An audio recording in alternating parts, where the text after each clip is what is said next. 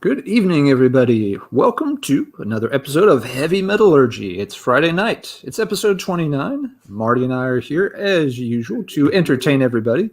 Hope everyone has had a good week. It's been a long week for some folks, I'm sure, but hopefully everybody can take a couple hours tonight to relax, have some fun, and just chat about cool heavy metal stuff, which is what we all know and love. I am here with my esteemed co-host, Marty. Marty, how you doing tonight? I am doing great. Good topic, good guest. I'm psyched. We absolutely do. And speaking of our good guest tonight, it is Kellen from the YouTube channel Killing for Company. Kellen, thank you so much for joining us this evening. Yeah, thanks for having me here. Glad to do it. Absolutely. So, yeah, tonight we're going to be talking about Relapse Records, a label that pretty much every metalhead is familiar with. If you've been into heavy metal for more than 6 weeks, you've come across something on Relapse. You know, it's a long-running label, a lot of very visible releases, a lot of long-lived and well-loved releases in the heavy metal community.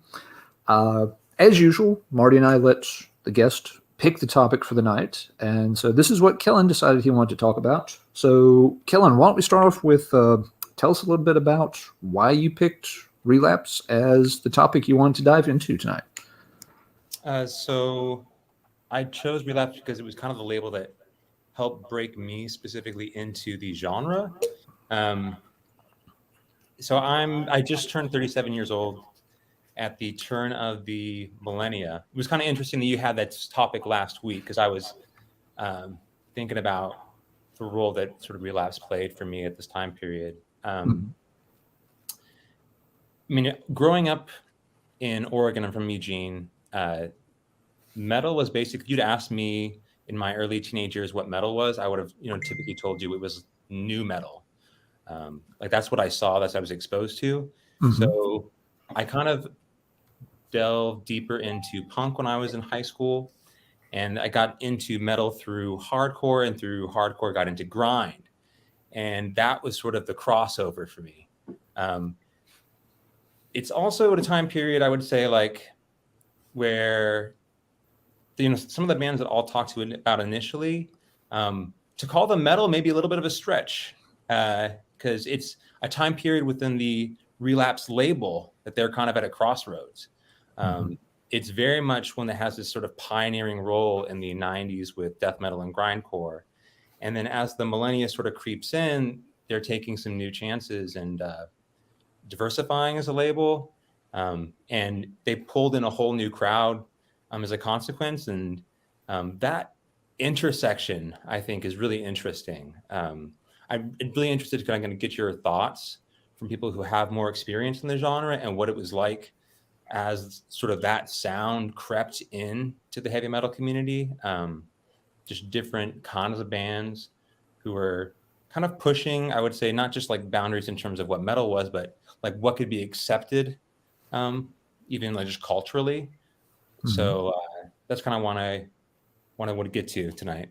Okay, very cool. Very sort of, heady thoughts for the Relapse label, and I would expect nothing else based on the content on your own channel. Why don't you tell us a little bit about your channel in case some of the viewers haven't had a chance to check out Killing for Company yet? Yeah, I've only been doing this for less than a year now. I just started, I moved originally, I was living in Kansas before coming to Kentucky, where I live now in Lexington. And I was briefly on one of the streams over the course of the 2020 year when all those are going on, Marty and Ben and Eric and the now deceased Jason Hook, if he ever comes back, Pat over at Ground Zero Salem. So when all those were going on, I was briefly on, and I kind of, I had a radio show in Kansas, brought it when I came to Kentucky. I no longer had that. I missed talking about the music. I had a brief, opportunity to do that on the streams.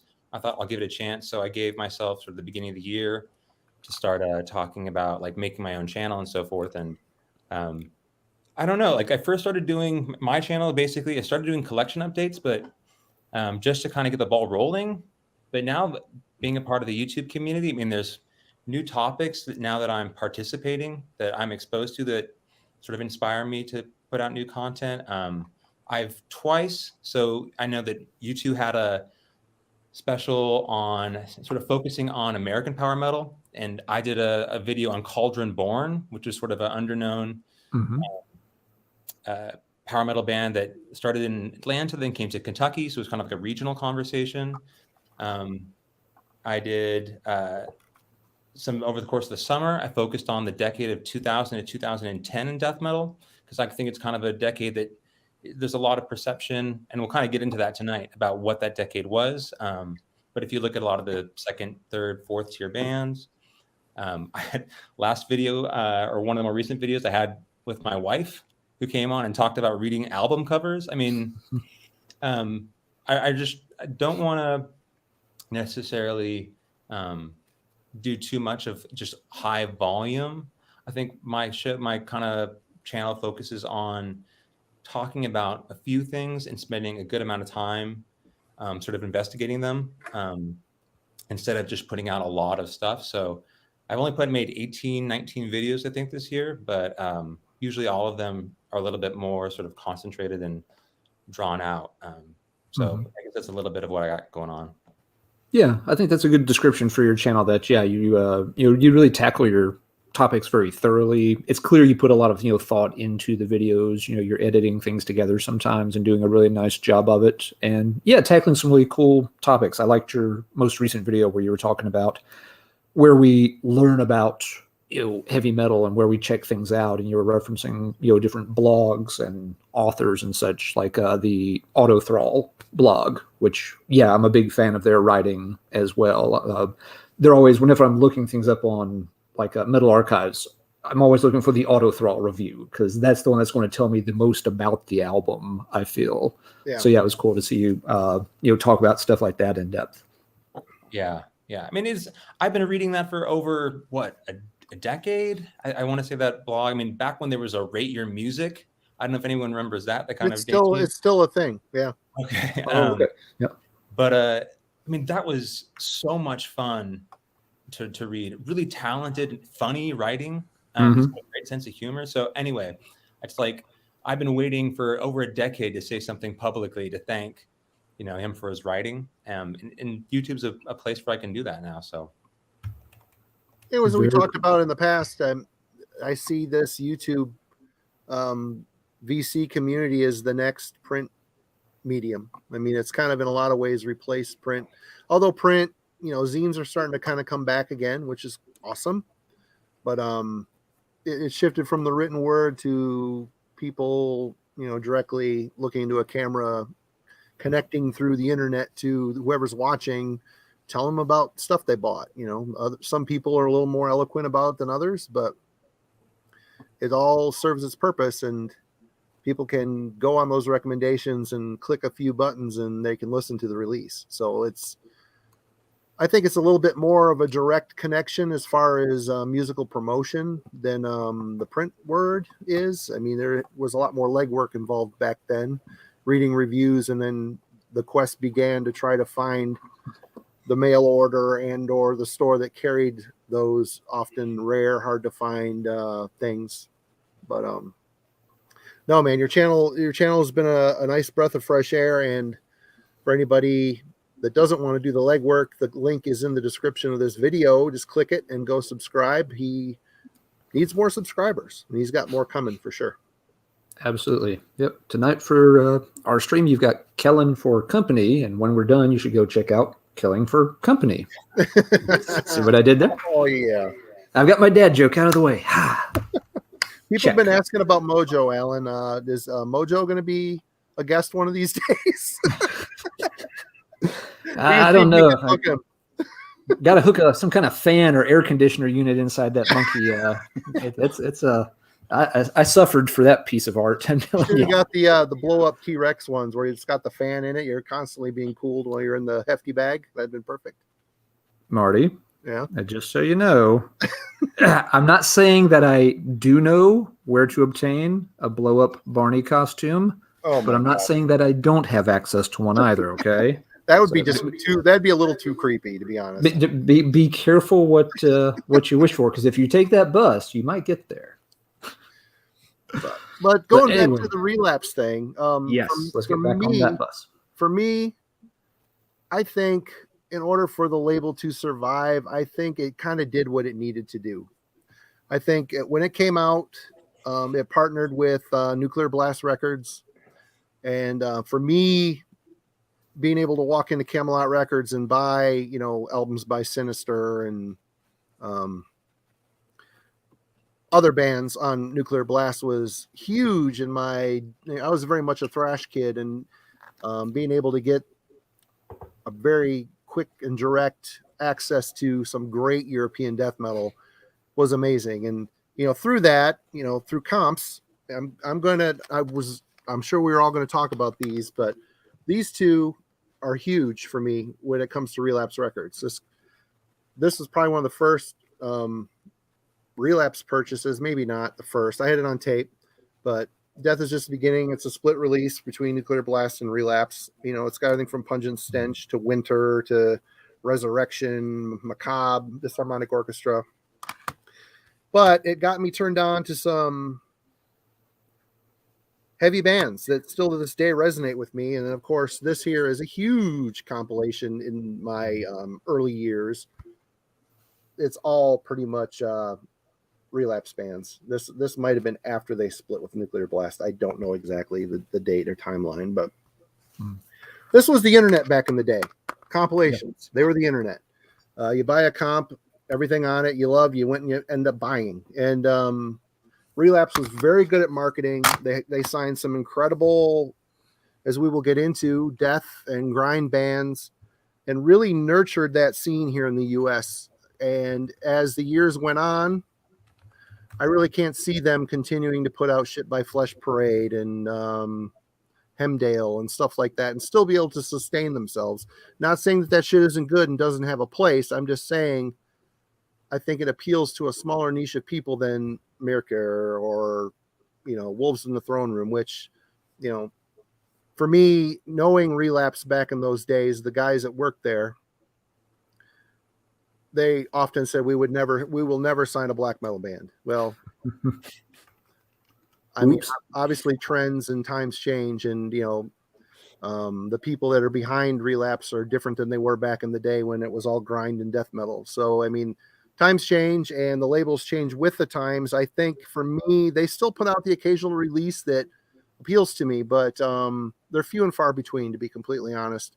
I mean, I can go look at their roster now and probably haven't heard of much on the label, but, you know, the early 90s up through the 2000s, early 2000s were a big deal. And on a personal note, I mean, I started off young, and this was a very big gateway label for me to hear the really heavy underground shit. But as I started writing my own zine, Jeff Wagner, who used to be a publicist for Relapse Records, was the first publicist to ever call me. After I would send out, I get an issue down of Worm Gear, and I'd send it out to all these labels I wanted to be get promos from. Ben, no, Pellet is no longer there. He hasn't been for many, many, many, many years. I get home from the grocery store, and there's a message from Jeff Wagner saying he's impressed and wants to send me all their promos. And that was a huge mind-blowing deal for me. You know, in a small town in northern Michigan, my feelers into a bigger world were slowly reaching out to and being recognized. And, you know, it was all, the ball was rolling from there. So, I mean, Relapse to me is a big deal. And, you know, it kind of bums me out what they've become, but again, times change, progress, older. I don't necessarily adhere to, you know, I used to be very much anything with a Relapse logo on it I would buy, or Nuclear Blast I would buy, or Metal Blade. You know, as times go on and the A&R department changes and different types of bands that get signed that are not in my wheelhouse, you know, that all changes. But yeah, I've rambled on too long. How about you, Alan? Yeah, similar. Relapse, definitely a big deal, and I think the way you described it as like a gateway label was a very good description for folks wanting to hear, you know, heavier and more extreme stuff. You know, this was a label that was putting out, you know, some of the most extreme stuff for a long time, but it was very accessible. It was readily available. You didn't have to, go to some, indie store and order a $30 import CD and wait 6 weeks for it to arrive. This stuff was readily available in lots of places. Camelot, Best Buy. You didn't have to look very hard to find Relapse releases. And yes, their mail order was legend back then too. The mail order was legend. I was looking around. I was hoping I still had one of the old mail order catalogs just to show off, but I can't lay my hands on one. I'm guessing they're all long since gone. But yeah, they had, they always did a good job keeping mail order in circulation. They always had, a very extensive, just like $5 CD list. So you could, if there was anything that you even were remotely interested in checking out, you could pick it up for $5. Yep. It was really easy to, access stuff for this label, which was a big thing. Yeah, again, it was not always easy pre-internet and pre-Amazon, pre-eBay to find stuff. You might read about it in a magazine somewhere, and it could take you months before you'd find a copy someplace, and then you were still blind buying it. You hadn't heard anything yet, so you were always taking a chance with your money. But yeah, with Relapse, it was much more accessible, which was a big thing. In terms of their roster, they have a lot of legendary albums and, legendary bands. The roster was always interesting to me because they were always known as this, very extreme label. They had, a lot of, the really more extreme death, a lot of the grind stuff, like Kellen mentioned. But they also always had, a lot of bands outside of those boxes that were very interesting too and did good stuff. And those bands always got promoted very well. It was not a case of, these other sort of oddball bands, getting shoved off to the sides while they focused on just the extreme metal. A lot of times some of those other albums did extremely well for them, and they always, made sure those got advertised very well, promoted very well. I'm sure some got, more promotion than others, but you didn't have to, look very hard in Relapse catalog to find things that were very different from the norm. So, they did have a broader range of bands on the label than people, sometimes think of now in hindsight. Again, a lot of times people just remember them for the extreme stuff. And yeah, there's some stuff that was, maybe less extreme, but still extremely good. And then that always, appealed to me that you could find, these other things in their catalog as well. And their idea of diversifying back then was a far different path than it is today. I mean, they started a sub-label called Relapse Records, which was predominantly experimental and noise based. They worked with everyone from Merzbow to Trial of the Bow to Amber Asylum, countless other bands, which again is even a smaller niche of people than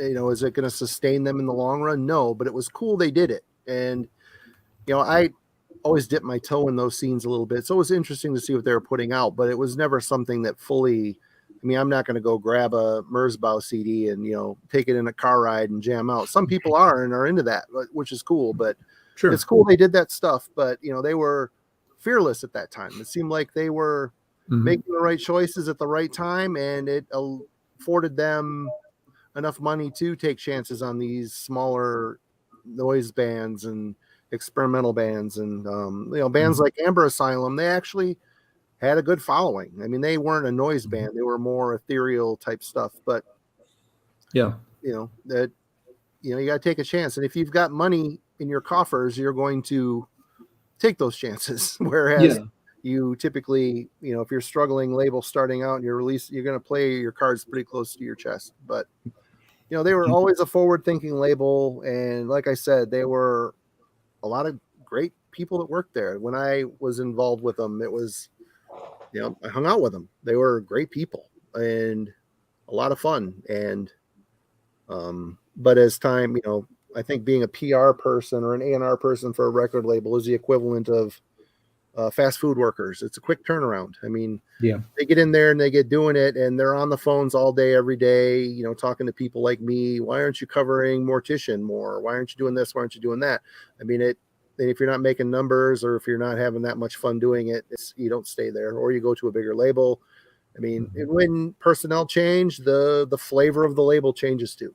Oh yeah, and I mean the music scene changes relatively rapidly. So you sign on to you're committed to this one style that you're very passionate about, and 5 or 6 years later you've got a new generation of kids who don't want to hear that, and Yep. if you're not into the new thing, then that's a job that you'd probably get pretty disillusioned with pretty fast, and like you said, you're going to have a turnover at that point. There'll be a changing of the guard.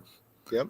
Can I just pick your brain before we jump into it? Like, do you think, when I was thinking about this like time period, or how the rosters changed through the years, like, and I'm trying to think about like the underground metal labels, and I use that loosely, that are at this point very well established and pretty popular. Like I think of their roster, and it's sort of a collective sort of identity, right? Like a lot of major, you think about like Profound Lore or Dark Descent or 20 Buck Spin or I Void Hanger or Van Records, like they've sort of cultivated an identity, and I think people have certain expectations about what a band is going to be like from that label. And it was an open question or idea. Like, do you think that kind of the diversity that Relapse found itself was something that was ultimately beneficial in the long run, or ended up sort of they paid a price for it because they did not have that kind of cohesive identity? Martin, do you want to tackle that one first? I don't think it was detrimental to them because they established such a solid name and brand for themselves early on with the death and the grind stuff. And I think as time went on, a lot of the people that might have been younger that were grind heads were also into hardcore. We're also maybe into some experimental stuff here and there, John Zorn type stuff or this or that. So when the label, gradually started to shift, I think people that were in for the long haul that may still follow Relapse were in with them. I mean, I'm not saying that, Relapse no longer puts out good shit. There's like Ulcerate. Didn't they put out, I don't know if they put out, I don't know. They put out some good shit still. And they still dip their toe back in their past because that's what they built their name on. But they've got a broader palette to choose from now. And I don't think the change over the years hurt them. I think they're too solid as a brand at this point to make a really bad mistake, Yeah.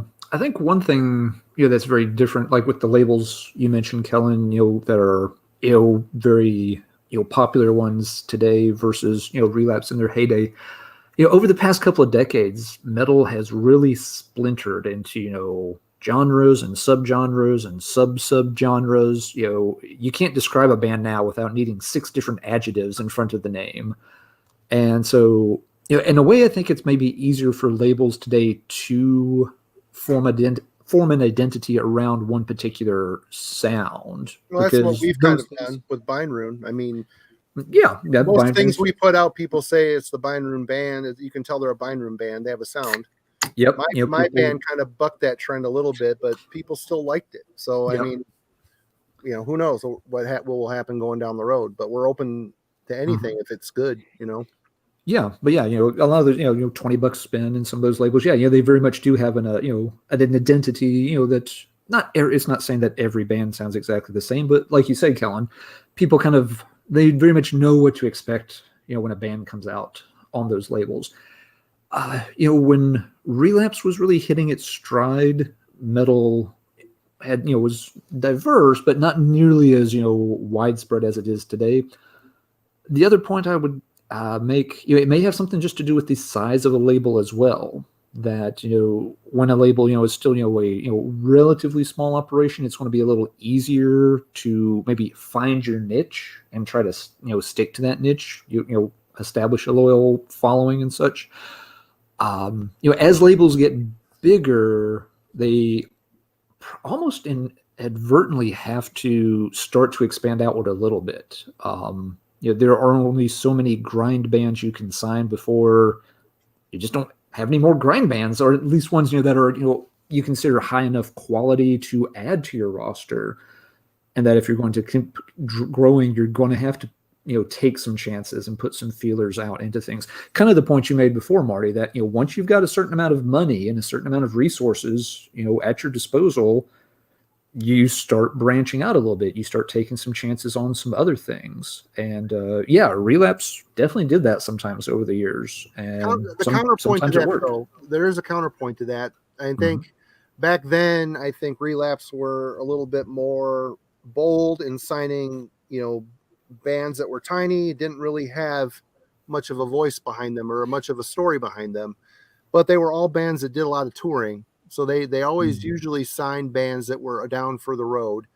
Nowadays, the way the music industry has gone with, downloading becoming very much a nemesis to sales, I think bigger labels that's kind of gone. I think they're more liable to sign bands that come to them with a story. They have a fan base already established. So it's a much more safe bet. I don't think like them signing Wolves in the Throne Room. That's a band that's huge in the black metal scene. They're huge. They tour. They're not just someone in their bedroom, with Pro Tools and or Reaper and an Alesis drum machine. It's they're bands that have a vibrant brand already established. I think that's kind of what all these bigger labels go towards now. Yeah, fair point, definitely. All right. Well, fellas, shall we get into our lists and show off some records? Sure. All right. So, as usual, we'll let our guest go first. So, Kellen, what's the first Relapse release that you'd like to highlight tonight?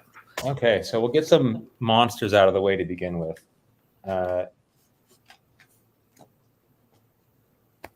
Bastard. So.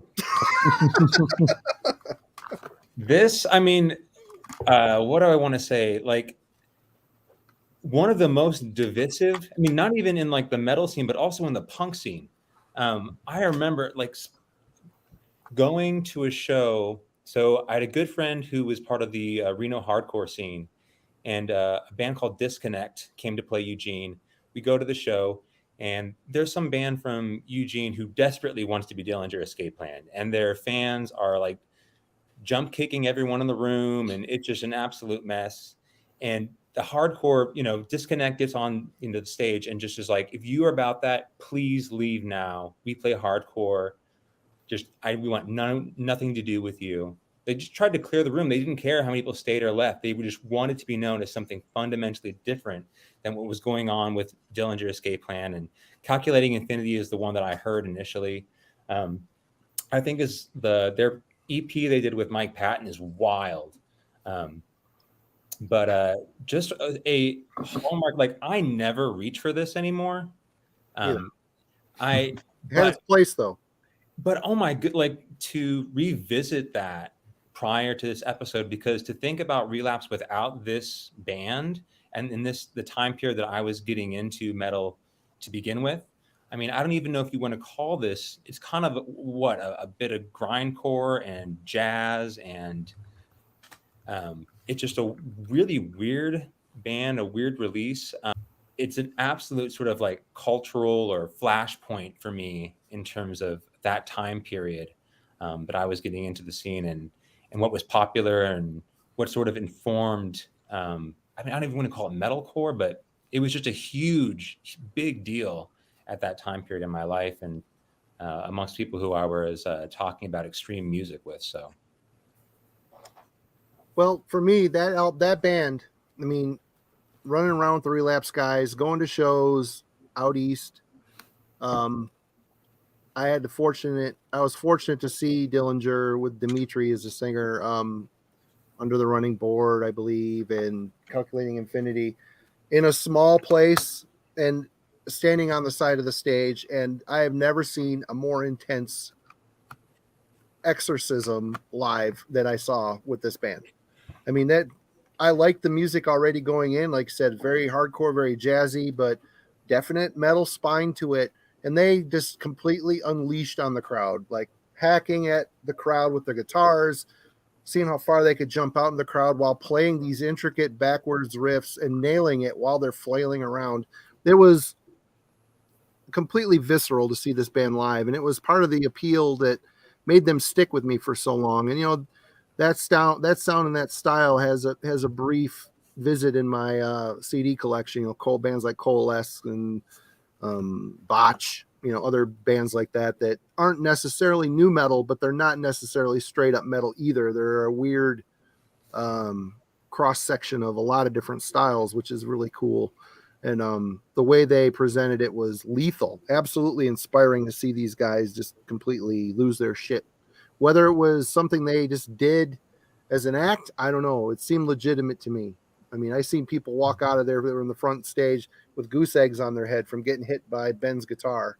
I mean, it was brutal what they did to the crowd, but the crowd were just completely immersed in it and loved it. They wanted it. It was weird. But yeah, I mean, they were a huge band for Relapse for a long time. Mm-hmm. Yeah, it was really cool to be there and see them during this time. Yeah.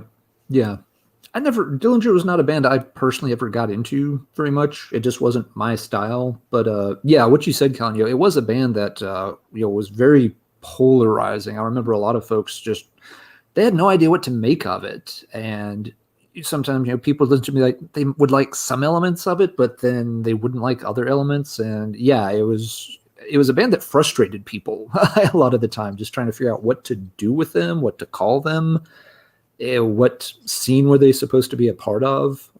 So yeah, it was a real head scratcher for a lot of folks, and they definitely developed, their own following and did a good job of it for a long time. It wasn't my style, but I didn't hate it. I didn't love it.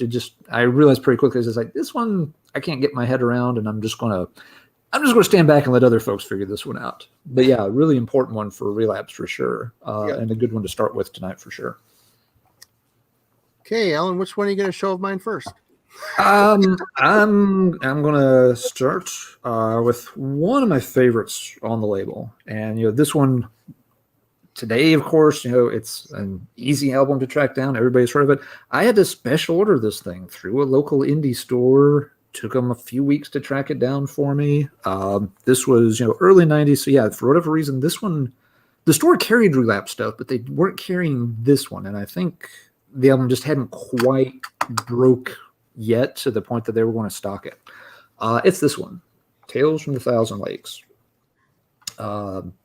Amorphous, started changing very rapidly with this album, but it still is a very heavy album, but it's got a lot of really cool elements in it. I don't need to describe it too much. Most folks are very familiar with it. It's the only album they really did in this style, which was a little disappointing on one hand, but it also helps make this a pretty unique album in the other sense. Before this, you've got Corellia, which is, a great album for its style. And after this, they quickly moved into other stuff, which, we may touch on here in a little bit too. But yeah, Tales from the Thousand Lakes was one of those albums I could just sit and play over and over. Every song kind of had its own identity. It was a good melding of sounding very heavy and brutal, but very melodic, with a lot of different elements in it. You could tell this was a band that was tinkering with a lot of different ideas, and that they were not going to settle into just cranking out Corellia, Isthmus Part 2, Part 3, Part 4. That they were going to do some interesting stuff with their sound. So yeah, always loved this one a lot, and still do. For me, go ahead. I was going to say, I mean, I could be wrong about this, but when I think about Relapse, especially in those 90s, like, I think of them very much established in that Northeast scene. Amorphous is one of the, coming from Finland, right? Like, it's one of the few bands that they had international reach. Yep. And I think that's another reason it sort of stood out to me when I was sort of going over like the releases from the 90s that are so essential. And it was a band that kind of shown, Relapse didn't put a censor on them. I mean, they started out, this is heavy as balls. It's dark. It's a dark record. I love this record.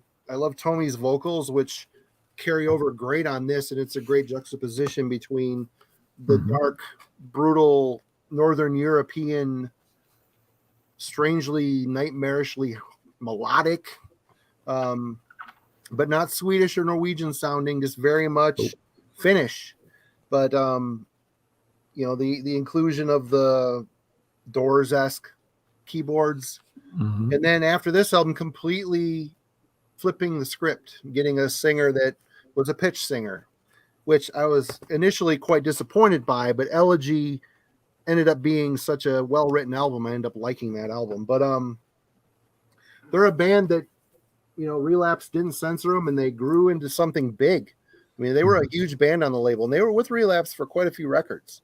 Yeah. And now, I mean, they're still putting out records, playing the big festivals, still very much a potent force in heavy music.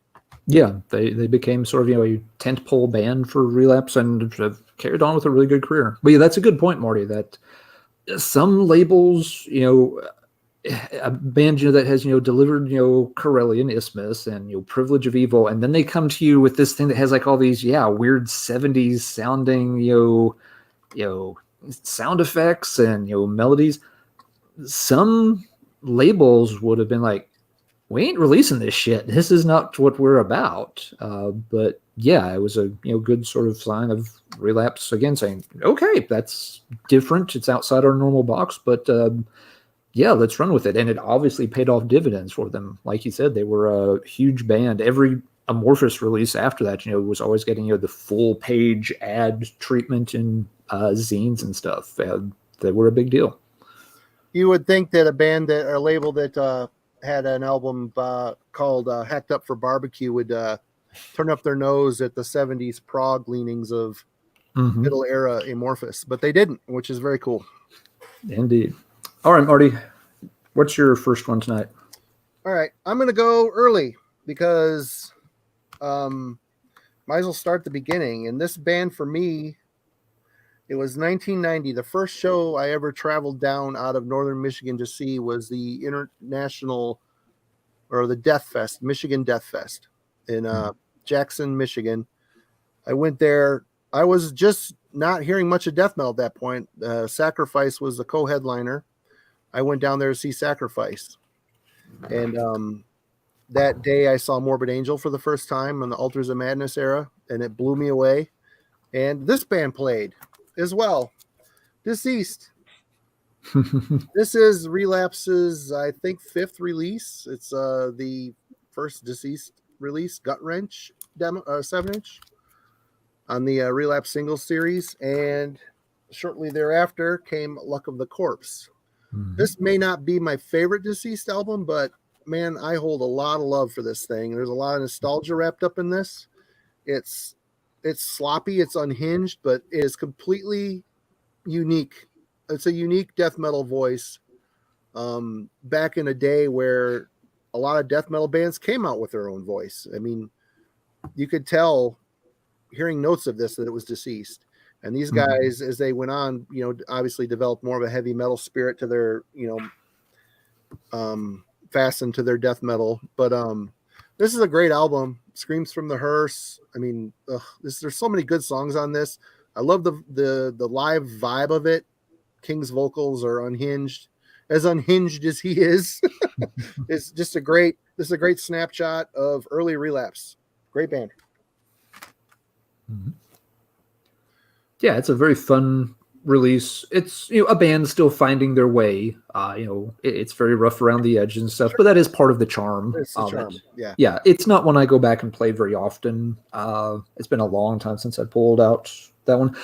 But they are the kind of album that you see it and you always smile because it's like, oh yeah, that was a cool one, a fun one back in the day. All the it took Deceased a few albums to really hit their stride, but even through like Blueprints for Madness and stuff, they were always really kind of cool albums. And like you said, they had their own unique identity for sure. Yep. And Kellen is back. There we go. All right.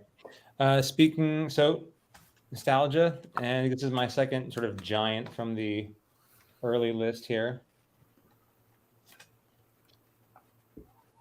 Yeah. Here, 99. I mean, this band sort of paints the entire decade to follow, right? Kind of.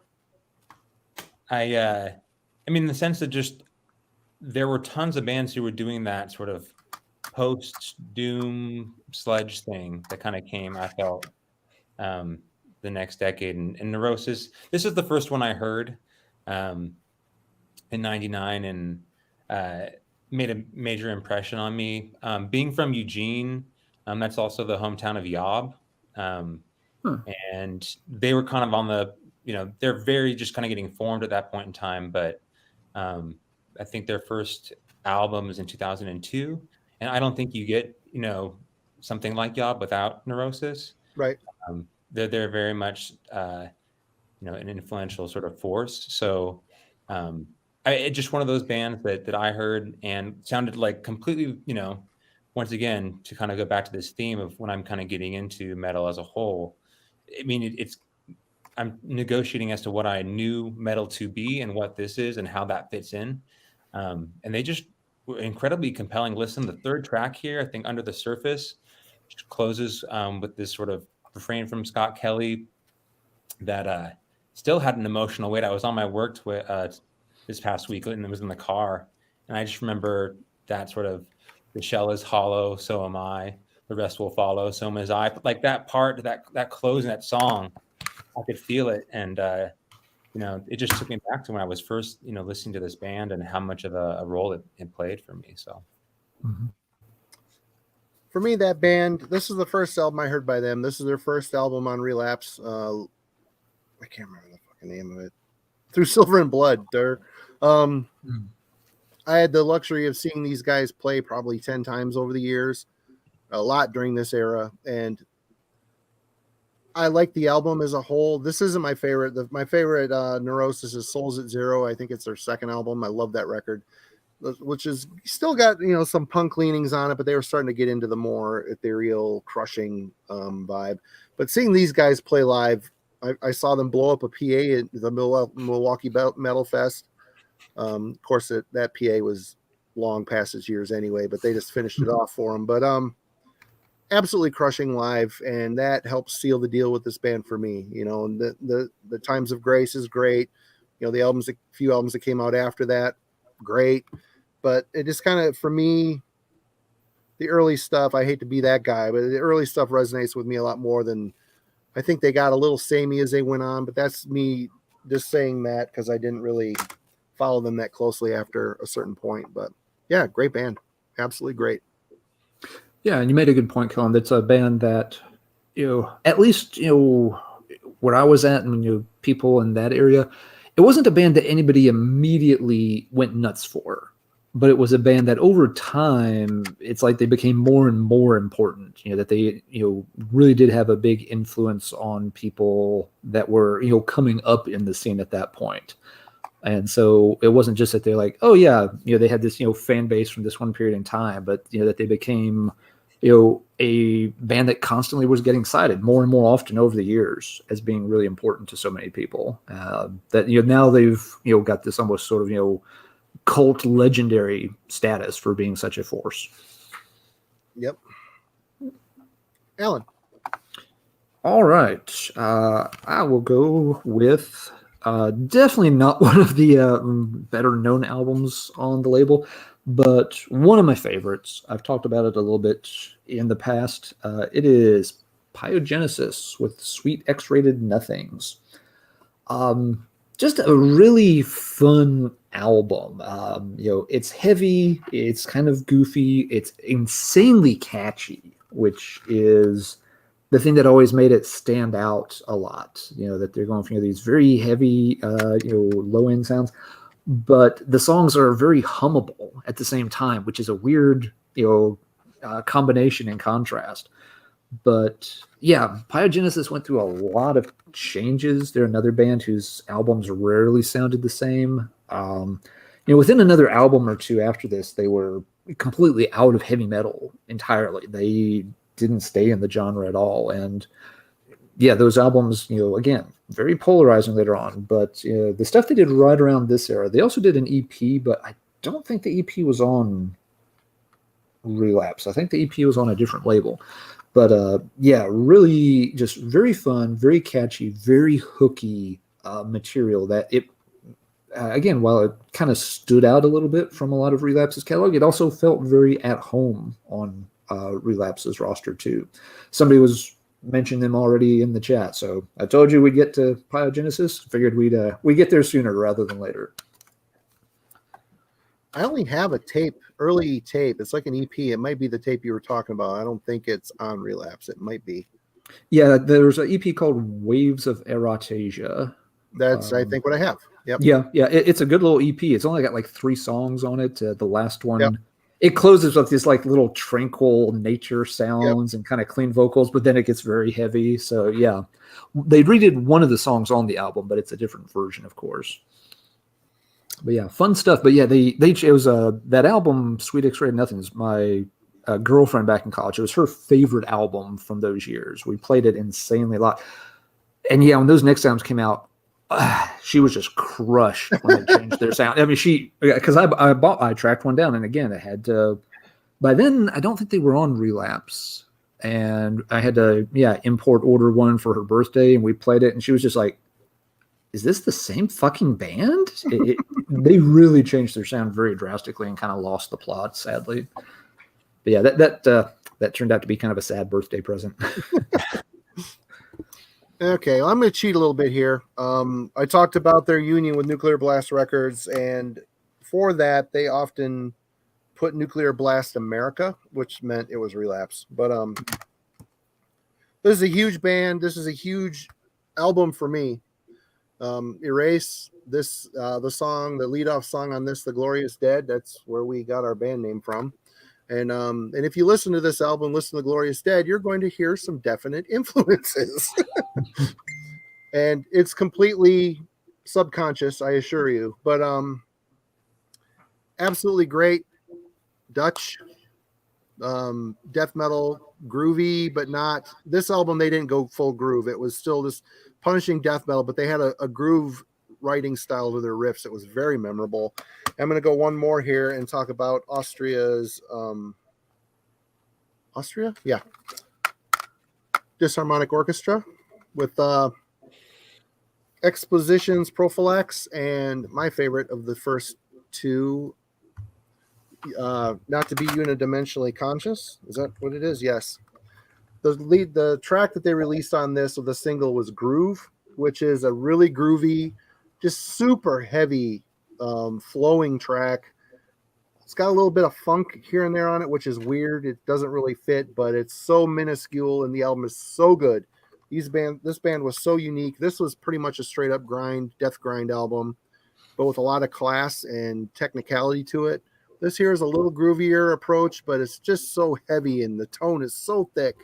There's a 3-piece. They're unbeatable, and they were friends with Deceased. But yep, great band. And again, this will be the last of my I think crossover to Nuclear Blast America. I had to mention those 2 bands. Very fair. I'm trying to remember, I think I had a giant, if I remember right, I had a giant poster, and I'm pretty sure it was for Erase. That I actually had. That was so terrible. Oh my god! Yeah, it was funny because it's just like, really, it was like a freebie from like, the guy at the record store and say, he's like, oh yeah, we got some promo stuff here. It's just like, oh, thanks. But I had it, like, I hung it up on the ceiling in my dorm room for like a year or 2 until it just kind of fell apart because it was gigantic. It was like a 4 or 5 foot poster. And just like, I'm not putting it on the walls, but I ought to do something with it. So yeah, we literally hung it from space. We literally hung it from the ceiling. What was the album cover? Like, what was the poster? It was the album cover was just a GF, and they had like flames or something. It's terrible. Yeah, it's kind of like they had the GF like in kind of like a orangey yellow flame kind of color, and it's like in this green, kind of looks like a vault background. Kind of a very plain cover. And yeah, not necessarily their finest hour at all, but that was a what the fuck happened moment when I got that album. I'm like, what the fuck happened? Terrible. Kellen. No, wait. Who just Kellen. went? I did. Kellen. Okay. All right. I was wondering if you were going to talk about this album, Marty, because you have mentioned it passingly in probably. and so I was waiting, like, oh, I'm gonna hold off a little bit. If he pulls it, he deserves the right to talk about it. I don't want to take it from him. He's had his chance. But I still will. Okay. Trust me. Yeah, I mean, you pulled 2 last time, so okay. Oh, you Okay. bastard! I mean, if you want to take it, I honestly I'll was chime in. I'll chime in. okay, but just wow, like the guitar tone is totally that like noise / grind, trying to make out, a whole lot of sense there. Was, when I first heard it was really interesting, and to the drumming on it is exceptional as well. It's just an album of a metal album with tons of personality. I guess that's the first thing I sort of think about is I hadn't heard anything like that before, and sort of it didn't sort of rely on a lot of like challenging dynamics as much as it did sort of just like a consistent sense of tension. So one of those like early albums that made a major impression on me, and I didn't know it at the time, but would highlight, Braun's drumming, which is something that I would follow in the years to come. And it's just an exceptional listen, but also unlike really anything else I had heard up to that point. I gotta say, this album still to this day blows me away. Absolutely crushing. It's got, well, as you mentioned, Brandaler, who went on to be drums in Mastodon. Seeing him on this tour play, he looked arachnophobic, arms going everywhere, super technical, but never overbearing. It just added something to the music. And the other guy, Bill, was also in Mastodon, played bass on this. But this is not my favorite Today's the Day. The album that came out before this, Willpower, is my favorite. That's when they were on Amphetamine Reptile still. But this is Steve's shot at being in a metal. He really embraced the metal on this one. The songs are just scathing, absolute Possession, Spotting a Unicorn, absolutely crushing, so abrasive, almost scraping metal guitar tone. And his vocals, when watching him live, when he screams, the whole mic goes in his mouth. It's like he's deep throating the mic when he's screaming, and it's just that you could just hear the pain in his throat. It just bleeds through so perfectly well on this material. This is an intense, from beginning to end listen, crushing, memorable, super catchy. And the rhythm section is bonkers. I mean, I interviewed Steve a couple times during this era, and hearing how they wrote riffs is just in time signatures. And he felt he had the rhythm section at this time to really take chances and do strange time signatures and, pull riffs out of a hat and stitch them together type of thing. And, the Paul Booth, he's a famous tattoo artist. It's his cover. I think it's the least impressive thing about, some people love this cover. I'm not a big fan of this cover, but you see that, you know what you're getting. It's just such a great fucking record. So good.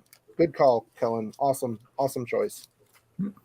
Yeah, never listened to a lot of their stuff. I remember the first time hearing that album, it was just like, hey, it kind of struck me the wrong way. And then after a couple listens, like, oh, okay, now I'm getting it. But yeah, I remember that first listen was just like, this is, not what I expected for some reason. But yeah, then it started to click. I mean, there's like I don't know if this is going to be something that anyone pulls later, but just Human Remains, like their influence on like really experimental bands from that kind of came after. I think you hear like their influence on some of these kind of releases here, where it's just kind of so out there and difficult to sort of parse and digest. I didn't know at the time, but it sort of all for me kind of goes back there. And anyway, Willpower, though, if you have not heard Willpower, get that record. It is amazing. Great record. All right, Alan. All right. One of my favorite bands on the label is next, is Morgion. And usually about this time I would be showing Solinari, their second album, but wanted to pull this one out tonight. I've talked about Solinari a couple of times in the not so distant past. Very cool band. Yep. It's this is another good example of a band. It's at first glance it has a lot of the elements one would associate with the Relapse kind of sounds, but they're doing something different with it. It's a slower band at times. There's more focus on atmospheres, rather than just being heavy. On this album, it's a little more straightforward, but it's still a cool release. But yeah, after this, they would really expand on the atmospherics and did an incredibly good job on it. They weren't funeral doom. They weren't. It's the kind of thing. What do you call Morgion? This one you can kind of think of as death doom, I guess, in a way. But they've really had their very own unique sound, and all three of their albums were a little bit different. The third one wasn't on Relapse. The third one they had moved on to something else. But a really cool band. This was one, and this goes back to something, Marty, you mentioned earlier. This was very much one of those bands that I first heard on one of those compilations. I forget if they were on Death is Just the Beginning Volume 2, or they were on one of those volumes, and it was one of those bands that immediately stood out to me. It's just like, that's one of the things I'm going to have to get. And I remember it was one of the main things I was looking for, and ended up picking up at Milwaukee Metal Fest one year. It was like, I went there specifically into the vendor thing. I was like, I want to find a Morgion album, and somebody had Solinari, and then I picked this one up later down the road. But yeah, really cool band, very interesting sound. Did some cool stuff, and didn't get quite as much acclaim as they should have. True. But not everybody's going to. I think bands like Evoken, and they fit in really well with bands like that. They sit in so comfortably with the death doom. They were great, super powerful, super emotional, which was kind of a little bit different flavor for the Relapse catalog at that time, but it fit so well. They were a good. Brain fart. Sorry, they were good on the label. Yeah, they were. They were really good live. I got to see them live one time. I've talked about it before, but they were really good live. They did a great job of kind of recreating that atmosphere on the stage, even. And they bands like Thurgothan and stuff. There are similarities there where they're still rooted in death metal, but definitely starting to take it towards this more atmospheric and funereal direction. Okay, I guess I'm up next. You are up next. All right. Being in northern Michigan and trying to start bands here in this area, it was always tough because we never had drummers. And we ended up relying on the endlessly aggravating but effective Alesis HR-16B drum machine. Partially inspired by bands like Dead World. This is the machine. This came out in, I can't read the text, so I can't tell you, 1993. Basically a two-man industrial death project. The main guy, bass player and singer, is Jonathan Kennedy, who went on to do noise projects like Death Pile and a bunch of other stuff. He was also the art guy at Relapse. This is really good, solid, plodding, industrialized death.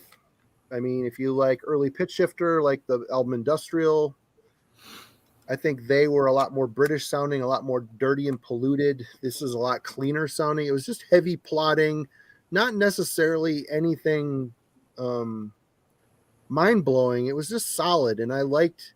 There was another band called Womb, who ended up becoming Crawl. Another band I liked a lot was kind of the same vein, doing death metal with the drum machine, but these guys kind of played a little bit more with the experimental side, a little bit more soundscapes going on here. Their last album, Thanatos Descends, I think is the name of it, was a lot of noise and experimental on it, which I didn't like as much. But this is a great album, better than their first, better than their last. Definitely a sign of the times for sure. And this is a genre that really didn't live on. You noticed? Mm-hmm.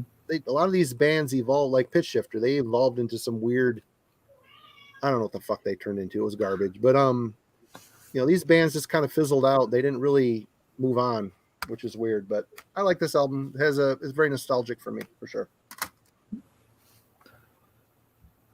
That's cool. I'm not familiar with that with one, Alan, did you?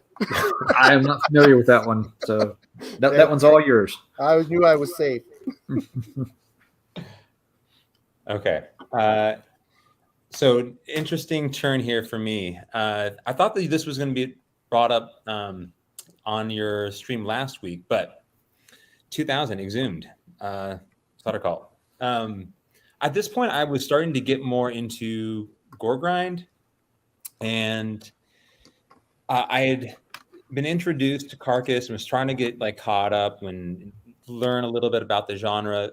Here I get Exhumed, and I don't know, like I feel there's a little bit that California influence, right? Like it feels to me inescapable here. There's a little bit of like a Bay Area thrash to their sound. And it made an like just totally different kind of vibe on that record. In the sense that it was just a lot of, it had like an element of like fun to listen to. It wasn't just sort of the punishment. There were rips where it felt like enjoyable in terms of referencing like Bay Area thrash for me. I probably or one of those records that I also like got used to that pitch shifting versus, regular sort of vocals and how that was implemented. Anyway, just it's still my favorite Exhumed record. And I kind of think it's them at their peak, but another one of my favorites. Another great band to see live. They were always so entertaining. Ross would go up and puke. His mixture was Oreo cookies and milk, so it would come out black. So it looked like black blood coming out. So that was his pre-show ritual, eating Oreos and milk. Going up there and lighting the head of his bass on fire and puking. It was so cool. But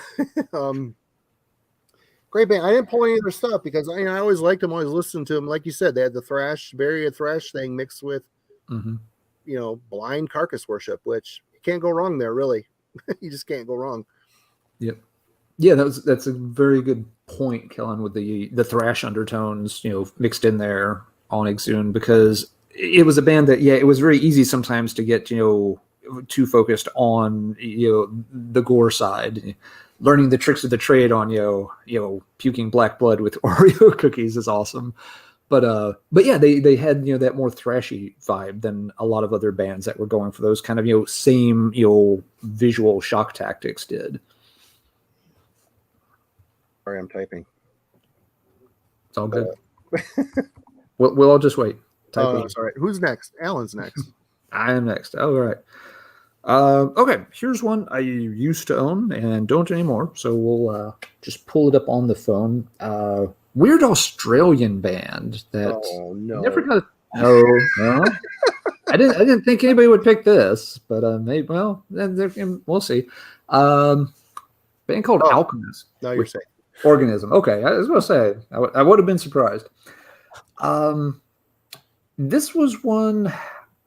I think someone like Jeff Wagner must have mentioned this band like on a forum or something, because I came across it in a record store, and it was just like, it was one of those like, somebody told me that was good. Okay, I'll check it out. But because it's not something I would have bought based on the cover. It was not a band that ever had a big following or anything like that. So somebody must have recommended it, and I just filed it in the back of my mind. Really interesting band. They're these days would be described as sort of progressive, deathy metal. They definitely were playing with some I guess what you would describe as tribal sounds. With some traditional Australian instrumentation. They did a very good job on, in particular, with having sort of a kind of trance-like droney sound, but not in a goth way, not in an electronica kind of way.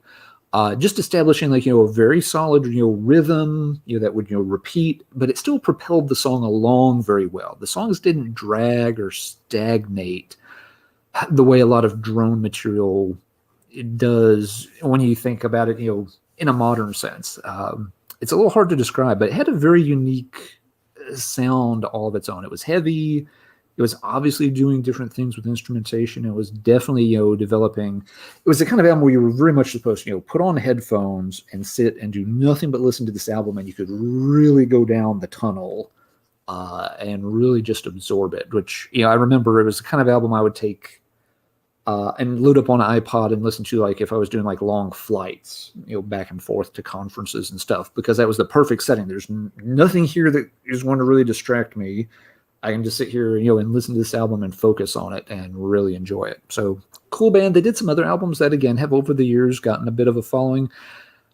From what little I know, I think over time they gradually kind of got a little more proggy and a little more techy, and that stuff doesn't seem to be as popular with folks as some of their earlier stuff. This album, they did an album called Spirit Tech that has a pretty good reputation. I'm not very familiar with it, but they were also pretty active on the Australian scene from what little I know. Simon's in the comments, so he can set the record straight if I'm messing some things up on the details. Yeah. All right. So now we're on the topic of Australia. I'll get this out before Alan does. Disembowelment, Transcendence into the Peripheral, to this day stands to be one of the most unique Doom albums ever made. Complete artistic statement, bold, brave experimentation mixed in with crushingly slow and despondent Doom. I love this record, and it holds up so well, and no one's really ever touched it. It's like this was sacred ground. I don't know if people just don't have the talent or, other musical genres in their arsenal to pull from, but these guys pulled from a lot of different stuff to come to a very atmospheric, otherworldly sounding album. Really great. I don't really know much more to say about it other than this is really good. I mean, they put out an EP as well. Dusk, I believe it was called. Then Relapse reissued like a nice 2 or 3 CD set with all their material, and this band members of the band went on to do Inverloch, which sounds a lot like Disembowelment, though I still think this is way better. But great stuff. And I do want to say, the 60 people watching, we see you, and thank you very much. And don't be a wallflower. Come join the chat. I'm sure Simon and Rick won't bite. Yep. Yeah, that's a good pull for sure, Marty. It's one of those albums that just, like you said, it stands the test of time. I had re-listened to it this week leading up to the cast, and it was just like, this style sounds so good. I was a little bit expecting maybe it sounds a little dated. Maybe it's not quite going to live up to the memory, but yeah, it was one of those odd albums. I got back in the tape trading days. Someone just slapped it onto one side of a TDK and sent it to me out of nowhere. Just like, it was such an odd, different, unique, but very cool album. And it's always kind of stood alone. Nothing is ever, it is always referenced. People have always give it, the 2 thumbs up, but nothing's ever really tried to come close to it. Like you said, then just nobody emulates that for some reason. It's in its own little bubble. There is one band that has kind of done Spectral Voice, I want to say. There's some, I was listening to that album shortly after it came out, and there was some blatant disembowelment isms on that. I think the first Worm album also too has some of that influence as well, though not as good. Sorry. It's one of those records like where so many bands who come after Barrett's mark, right? Like, it just is no way to kind of escape the influence they had on that death doom, right? Like, genre. I mean, I feel like there's so many bands that have come over the past decade who have really sort of grabbed a hold of that as a reference. And it's probably in a reaction to, the decade that preceded it. If you were to look at like the kind of death metal that was popular during the 2000s, it's not bands that necessarily want to sound like Disembowelment at all. Yeah. So like a whole new generation has like rediscovered that band with a sense of appreciation and awe. Whether they are able to duplicate or touch it, I think is probably a different discussion. But just how influential it was, it continues to play a role in metal today. Yep. I will say, when I finally tracked it down years later and saw a real copy of it, that cover still makes no sense to me. hearing that and with the band name and hearing the music, I don't know what I was expecting, but yeah, I'm expecting something very just crazy, extreme, over the top for the cover art. I just remember seeing it and just thinking, that's not the same. I literally thought it wasn't the same album. I'm like, this must be some other band named Disembowelment, who also made an album with the same title. That the fuck am I looking at? This can't be right. It really threw me for a loop. All right. Kellen. We're back to Kellen. All right. We briefly talked about this band earlier. And speaking of album covers that make no sense whatsoever, Right. I remember seeing this and was like, what in the world is this going on here? Mm-hmm. But yeah, so here's Rad Jackson's a compilation, but I mean, a grind band that had a style that, kind of opposite, where it isn't using any pitch shifting at all in their vocals, but has that like trade-off, that back, low, high sort of vocal dynamic. The songs you probably, and this is a compilation of, early stuff and that was mostly splits and EPs, which in a lot of ways, I don't know how, like, in terms of the best way to consume grind, but often I think an EP is the easiest way to do it.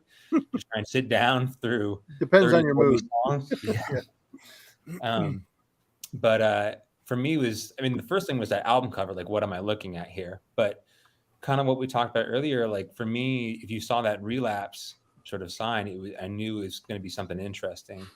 And when I come back and I listen to this, like, it still, works for me. The covers on it, there's a destruction cover, a grave cover. They're great. Lots of fun to listen to. So I don't know. I probably couldn't sit down and listen to the entirety of it. I did it sort of in breaks to enjoy it, but great grind band. Good stuff. Yeah, it's one of those covers that really makes you think, this is just like some kind of promotional mock-up. They haven't finished the real art yet. All right, Alan. All right, let's see. Marty, you mentioned this band before, but I'm going to show one from a very different era by Deceased. I'm going to, as the early stuff is fun, but this is where the band really came together. That's my favorite. Kicked it into another gear. I usually cite this one as my favorite. Fearless Undead Machines. This was one that, I had heard the earlier Deceased stuff before this, and just like, again, kind of fun. I remember Blueprints for Madness. It was a little disappointing, and even the band has always said they felt like that album didn't quite come together the way they wanted it to.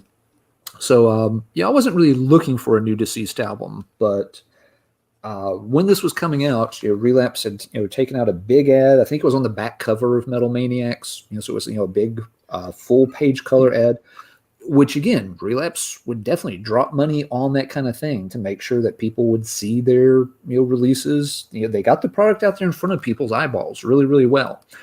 And yeah, they had this album with like it was zoomed in a little bit, on this guy down here in the corner. And I remember just looking at it and thinking, Fearless Undead Machines and the color scheme on it, and just thinking, that is like the perfect concept for a Deceased album. It's going to be an album all about zombies. What could have been more perfect for them? It's just like, I think I'm going to have to check that out. And so, yeah, I picked it up as soon as I found it and was immediately blown away. The opening, guitar licks on the very first track, The Silent Creature, and it's just got this creepy little guitar noodling that is a little bit reminiscent of the piano lines from the Halloween soundtrack. It just immediately sets the perfect tone with Mike Smith and Mark Adams playing that. And they just go to town on this album. So yeah, really fun listen. It really put the band, on the map in a much, much bigger way. The only bad thing I can say about it is, it's got a really long runtime. Probably could have, trimmed a little bit here, a little bit there, tightened it up, and made it a little easier of a listen. But a lot of lyrics too. A lot of lyrics. Yes, it is a ton of words. That's a good point, Mario. That's one thing that kind of makes it again feel really long. By the time you get to the end of it, it's like you've read, the 500-page zombie book along with King. They pack a lot of stuff in here. You can tell that they just had, so many ideas that they were trying to, and King's described that they were trying to cram in bits and pieces, from all these different, zombie movies and things, and, some of his own ideas to try to round it out and bring it all together. So it's a crazy great listen, and still one that's, I may not play the entire album every time I check it out, but I'll always play The Silent Creature and let it run as long as I can before the zombies just drag me down and I got to give up on it. A really fun album. Great band, and the fact that they're still putting out excellent material is salute to those guys, man. Yep. King and Mike have been at it for a very long time, and all the other guys are great too. Okay, I am next. You are. We're gonna kick it with some more early release. I don't know. This might be their 14th release. I don't know. Phobia, All That Remains, 7-inch. Excellent grind in the early, and then it came into this. This was a big album for me as well. Return to Desolation, I guess this is a mini LP, but very much in league with the first Brutal Truth album. These guys are from Southern California. Still to this day, they're kicking out awesome grind. I mean, they're not reinventing the wheel. It's just straight up good grind, and this is what Relapse buttered their bread with, and a perfect fit for back in those early days. These guys were, obviously there was a punk vibe to it, but it was straight up pure metal, just hurled at you, well produced. It wasn't sloppy shit grind. It was just well composed, good riffs, heavy, dark, and crushingly fast. Great stuff. Great band. Very much the Relapse brand for sure. In the early days. Kellen is next. All right. So we got Nile here. Yep. In the Dark and Shines. What do you want to say? Like one of the this is my favorite Nile record. I know it's also first one I heard, but just also one of those unique, like the Egyptian influences. And for me, the one thing that I keep coming back to this band is I think they have a very strange, like, I don't know if that's the best way to describe it, but a unique sort of guitar tone for me. It always seemed a bit like veiled, but it lent itself to this incredible sense of stage or like size. Like the dimensions to their sound, you'd bring in sort of the Egyptian orchestration to it. And it just sounded that like it was, of this entire different world that they were generating from. It wasn't just like a typical death metal record in the sense that like the sense of scale was unique.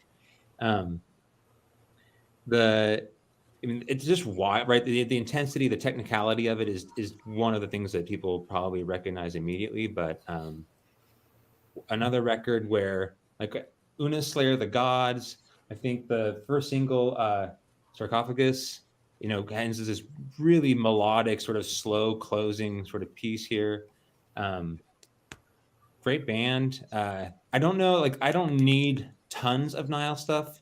I think if you get probably their first few records and maybe the one after this, I know they're still been around, they're still doing stuff, but this is them in like their peak era for me. This early 2000s, late 90s, and it's still a record that I love to pull off the shelf and listen to.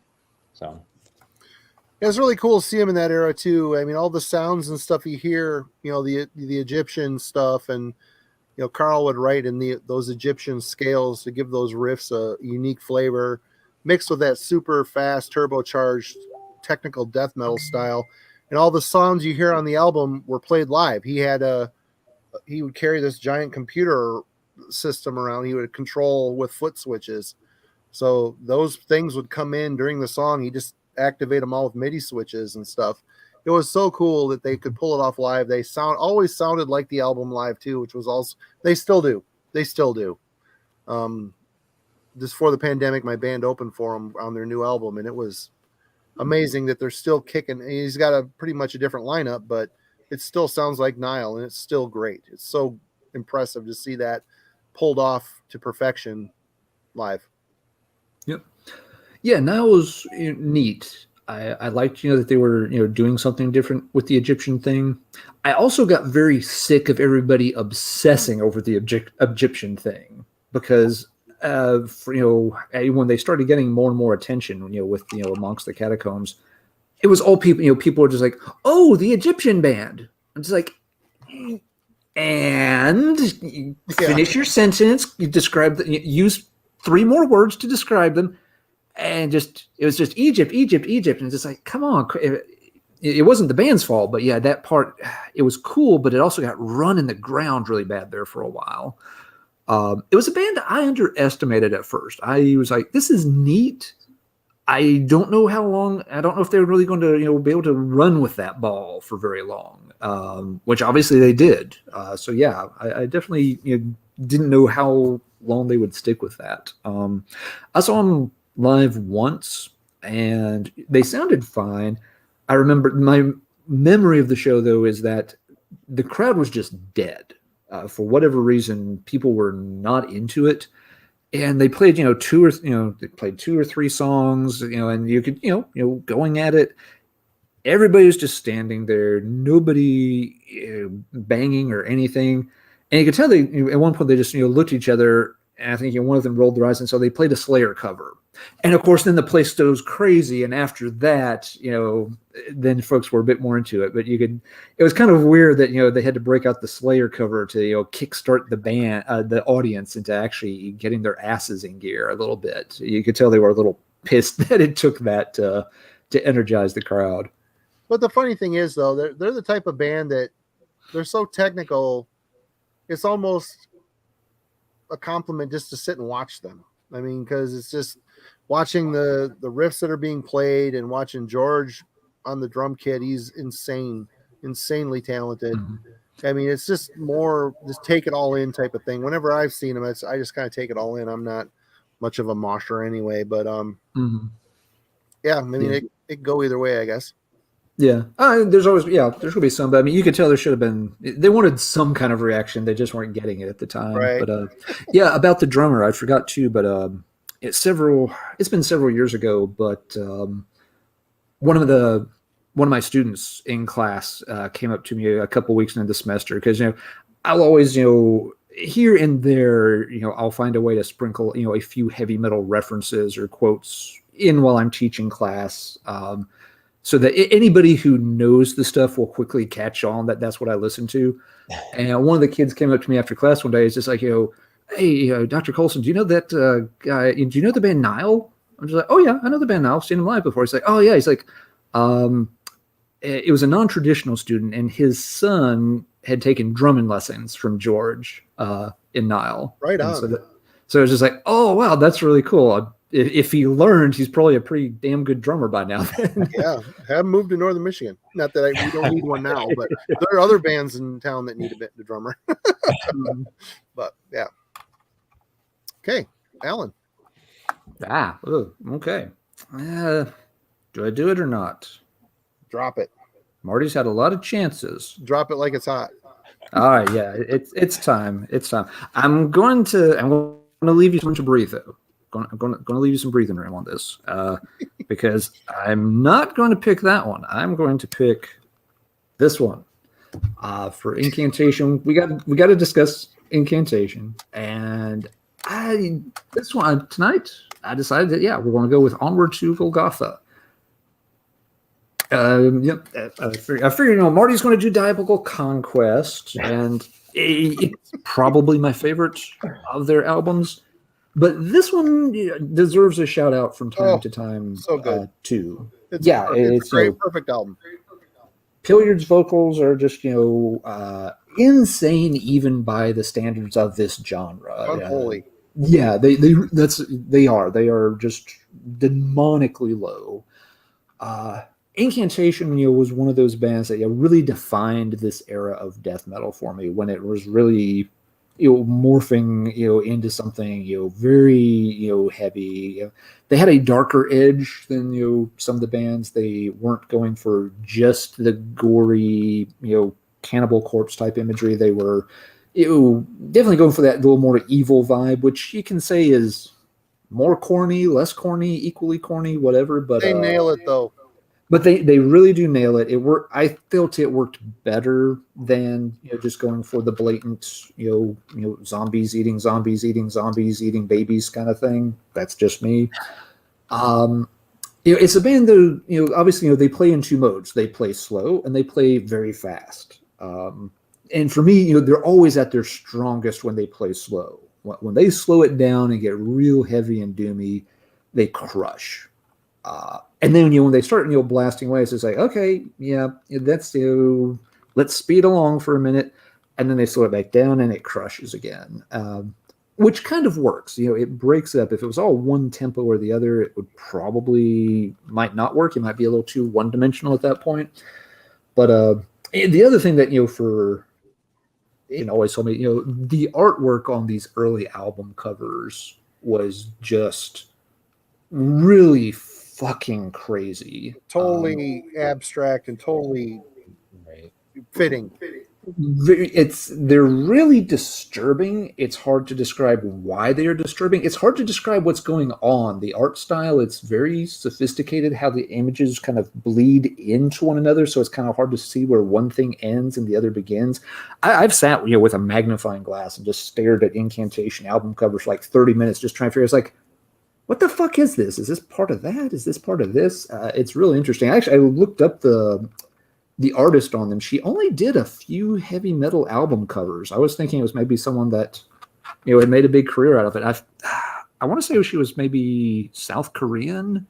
I may be completely misremembering that, but she didn't have like a big history of doing extreme cover art or anything for bands. She had these few very wild pieces, and I think they just really fit the music perfectly. I mean, besides the religious blasphemous iconography, just how again dark and unsettling they are, it really complemented the music. So it really made it a full package for Incantation.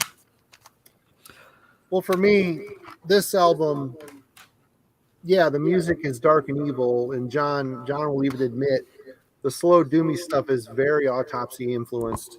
Mm-hmm. You can hear, especially on this album, there's a lot of Autopsy riffs on this album. But this album, the way it's produced, it's like lo-fi, but it adds such a weird, creepy. I have a close friend that when he bought this when he was younger, it scared him. And he says, even to this day, I put this album on, and it gives me an uneasy feeling.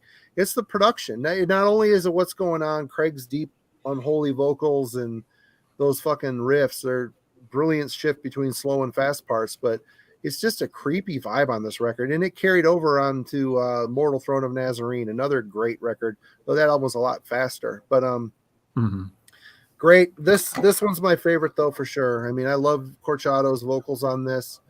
The production has got a good punch to it. It's just a heavy, well-written album, and how they switch from doom to straight up blasting beats. It's just triumphant sounding almost, especially the last song, Unto Infinite Twilight, the Majesty of Infernal Damnation.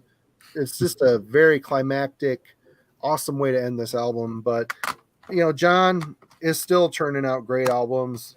He's a riff merchant. He's the Tony Iommi of death metal, I guess you could say. But great stuff. Yeah, good call. And I mean, unique band also, like, so when I think about sort of the themes that they were talking about, right? Like, who were just explicitly blasphemous. Yep. But you take something in terms of subject matter and you look at the album artwork, like there seems to be like kind of two different sort of things at play for me. Like, it doesn't look traditionally, like you think about Deicide, it doesn't look like a Deicide album at all. Like they were fundamentally doing something totally different in a way that was unique as a band, not just in terms of the weight and that kind of like dark atmosphere, right? But even the visual presentation, I think, was different than other bands that were around in the early 90s doing blasphemous death metal, but they had a different sort of tilt on it. So, Yeah, that's a good point, Kellen. They weren't going for just, a very straightforward, here's a pentagram with an upside down cross. Aren't we evil?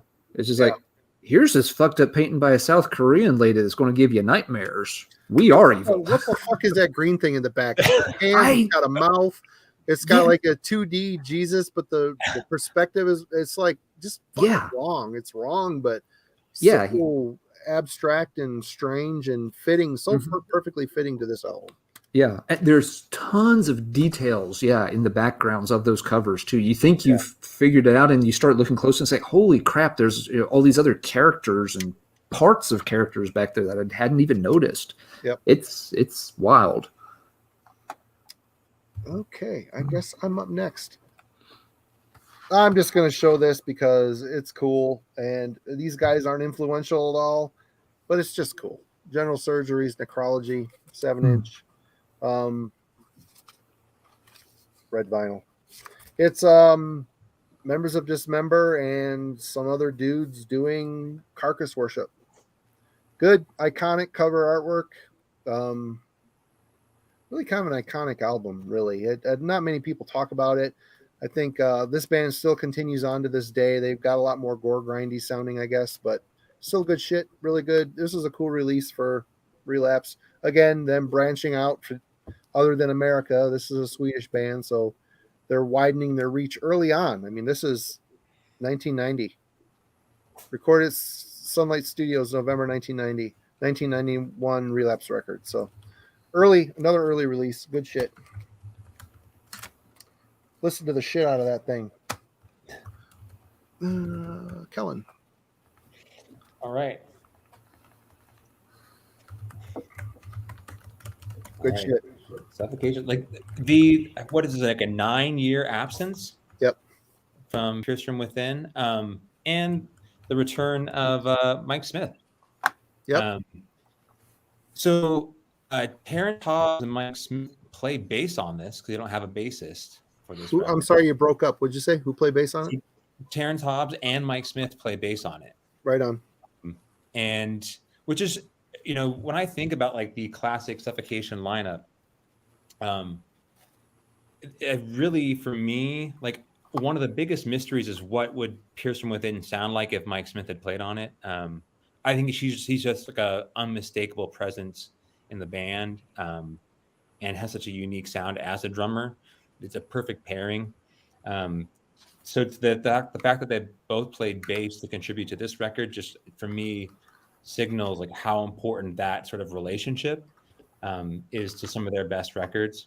How, as instrumentally they work so well together, and to have them back together for Souls to Deny it's a great record, and kind of a return to form, right? Like, for if you people had forgotten about them or were wondering if they would get a new Suffocation record, and they come back, and this is an awesome record. It is. Great band, no denying. They're the fathers of the New York death metal sound that everybody and their brother, they either were a Suffocation clone or a Cannibal Corpse clone back in the mid-90s. Mm-hmm. It's not their fault. It's the way it went. Okay, Alan. All right. Wait, did I skip me? No, I didn't. Good, nope, you're good. Nope, we're good. You're on track. But okay, yeah, this band did a couple albums and never became one of the bigger household names on the Relapse catalog, but this one I thought was cool. And yeah, back in the day, I got this in a CD trade with you, Marty. It is Mindrot's Soul album. Really interesting band. They this is a band that again kind of played in two modes. Some songs were very much what I considered kind of the Relapse sound. You're going for very heavy, faster stuff, and those were okay.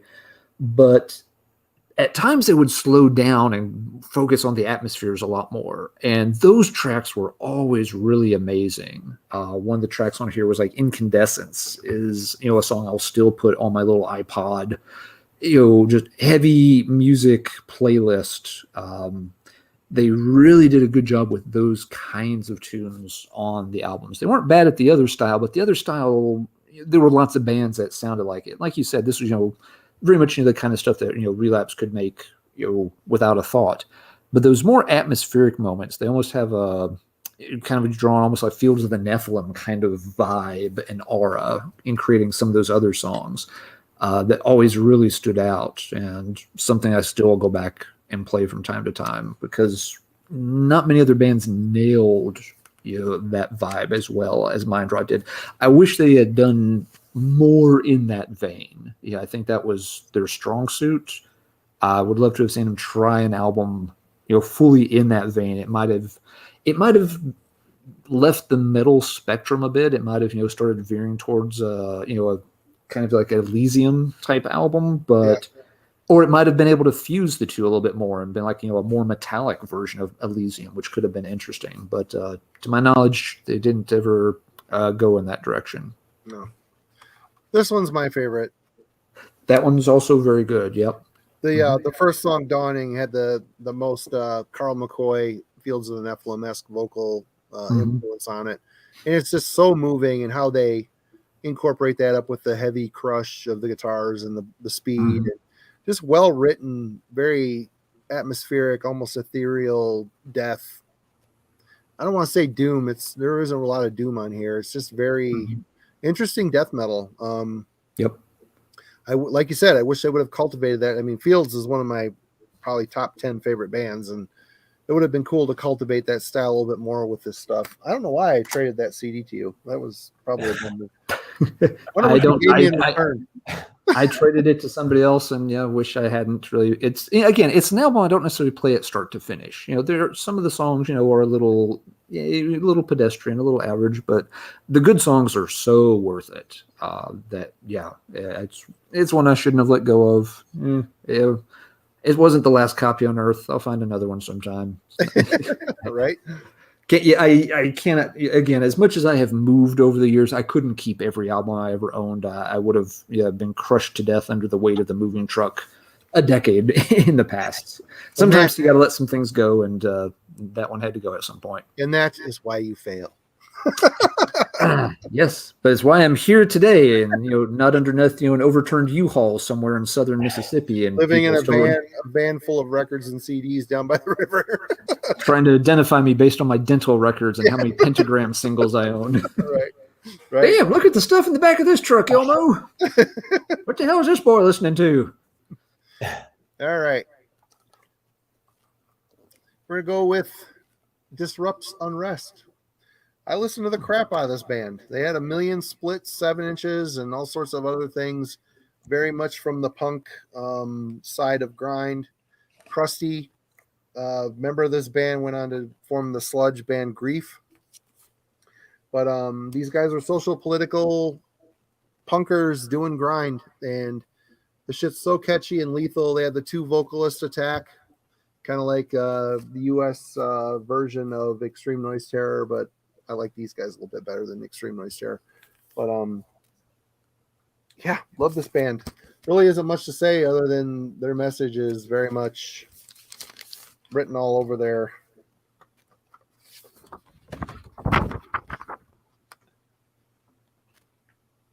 Yep. Good stuff. I mean, if you've not heard Disrupt, they're a great band. Very crusty, pure aggression, sloppy and wonderful. Love it. Kellen is next. If I can get the thing right. Here we go. All right. So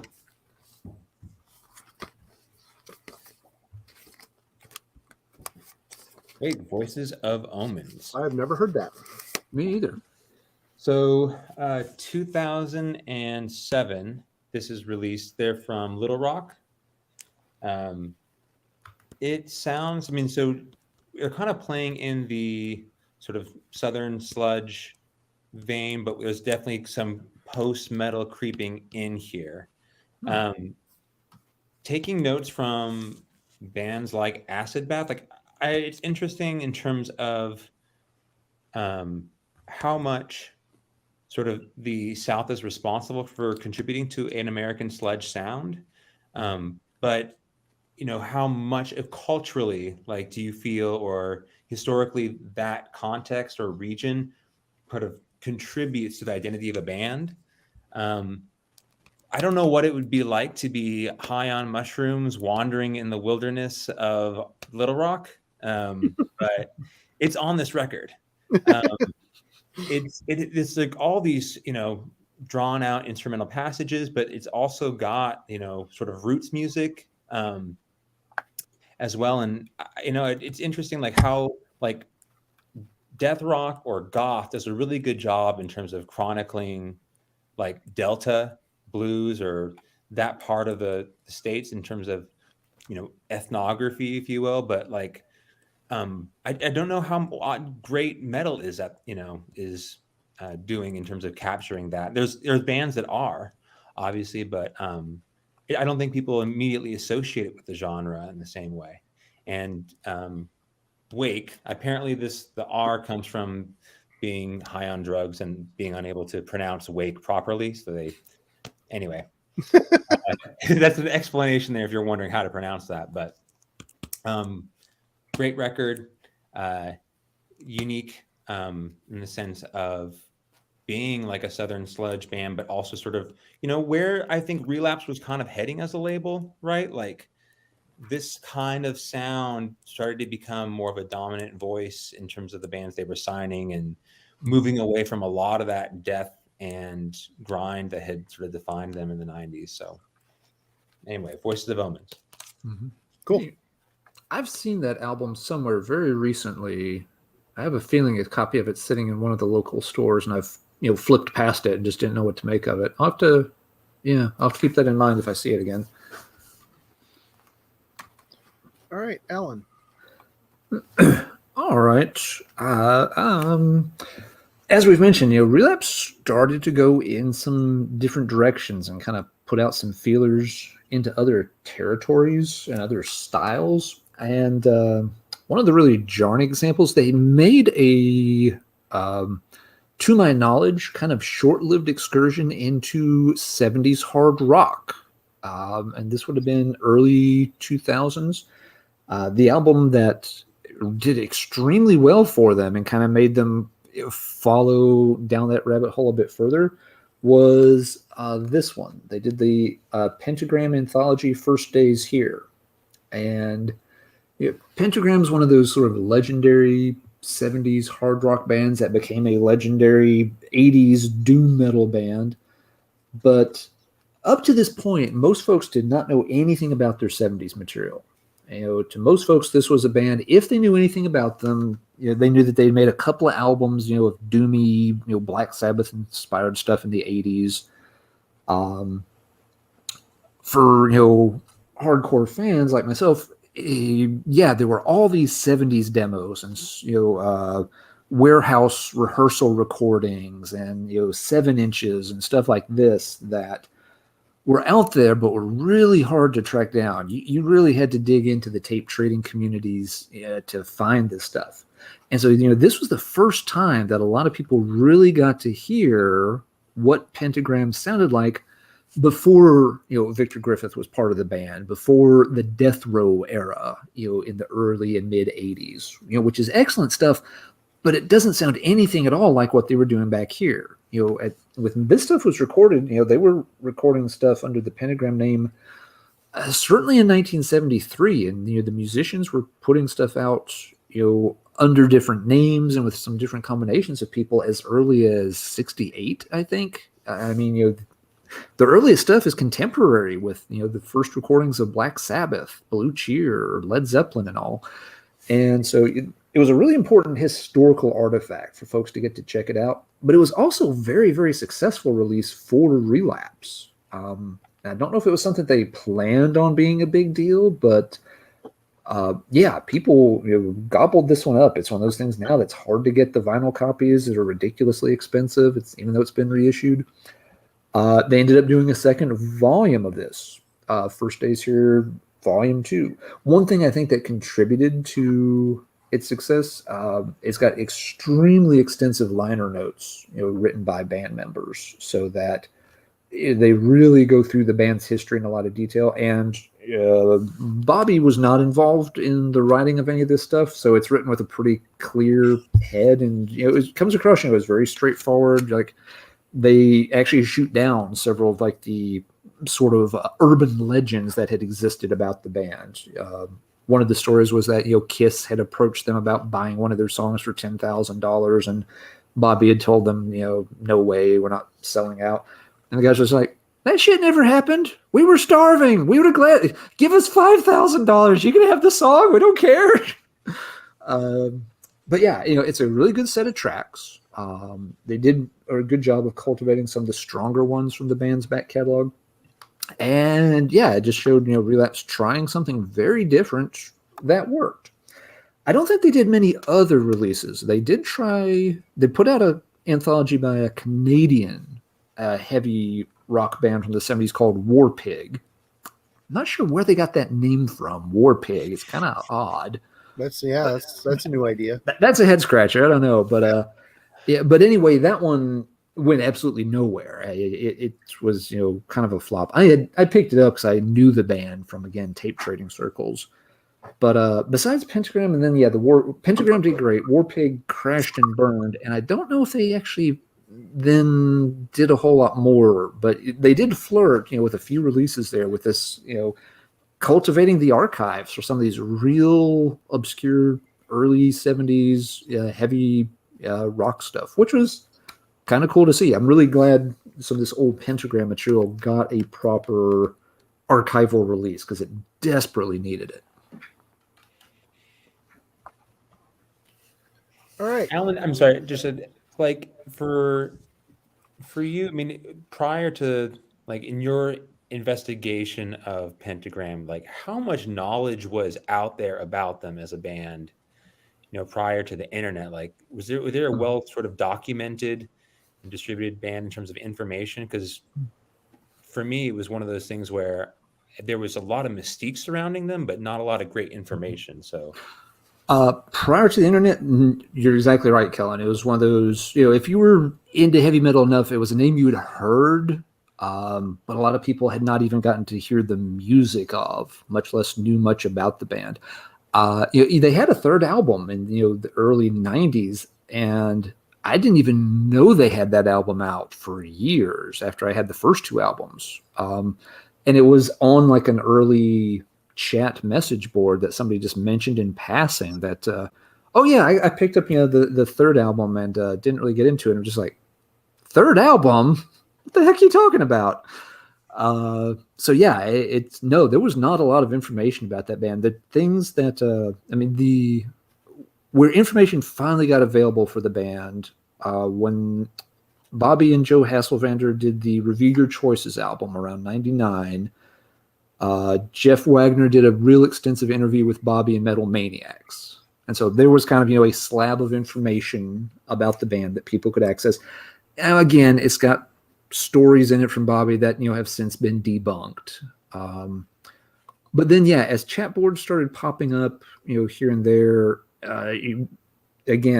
people started trading shows and rehearsals and stuff back and forth. I was semi-active on one of the, I don't think it was the Pentagram page. I think it was the Bedemon page for a couple of years, which was one of the side bands that a couple of guys had done. And yeah, you had people from all around the world, posting like, hey, I've got, the, December 3rd, 1973 warehouse rehearsal if people need it. And, they'd be like, in Chile or, Austria or just, the stuff was all over the place. So I know actually Mike Smith of Deceased was somebody, that had spent a long time, getting those kind of things pulled together and, was helping people. So like, yes, there's, these recordings are legit. These other things are not. There were a lot of bootlegs floating around too, Kellen, that were problematic because they weren't always accurately labeled, of course. They'd have different band names. Sometimes, if you listen real carefully, you realize like these two have it's the exact same recording, just one of them's taken from like the 3rd generation tape and one of them's taken from a 10th generation tape. So it sounds like shit. But if you listen closely, you could figure out that this is the exact same recording. So yeah, there was all kinds of problems. I've got live shows where there's like 2 or 3 different versions of the live show out there where they've been cut and spliced together to have different track running lengths. So one guy I know has there's a show from Knoxville in around 83. This is getting more into the death row era, but my buddy, his version of it has like 8 songs in the set list. My version of the concert is like 11 songs, and a European collector, his version is like 13 songs.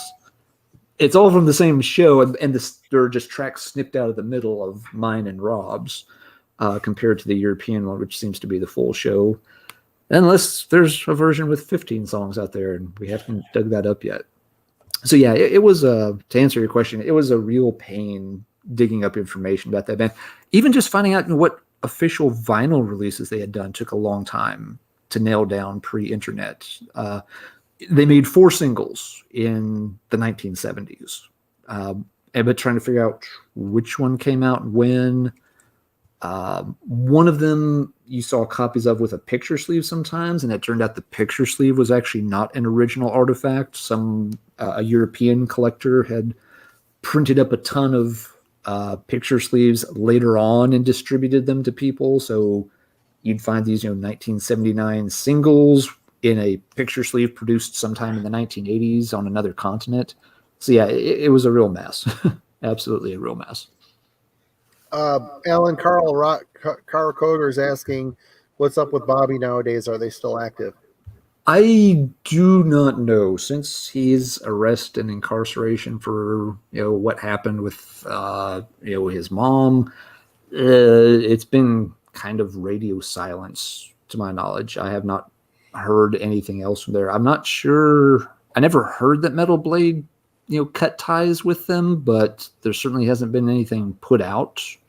So it's a fair question, Carl. I'm not really sure if there's any plans to try to do anything else with them, or if Bobby's always been a very hard one to work with and just not reliable. And after that last incident, I don't know if he's considered toxic enough, whatever word you want to use, that if folks are just going to steer clear of him from now on out, or if he'll get another chance, I don't know. He's been given many. Someone once described, I think it was him, as that guy must have a horseshoe shoved up his ass, because there's no way he should have been dead 40 years ago with all the shit he's been into and done and people he's pissed off. That guy, the fact that he has lasted this long is beyond belief. He has his good stretches. I saw them live one time in the early 2010s, and he was amazing. He was spot on time, perfect show, was clearly not messed up in any way, shape, or form, and was dynamite on stage. But that's, also probably a rare exception. For every one of those shows, there's 2 or 3 that didn't go very well for all the wrong reasons. Remember, kids, drugs are bad, okay? All right. I guess I'm up next. Let's hit this one, because this is probably one of my favorite Death Grind albums. Nazarene's Inhale Exhale. Love this record.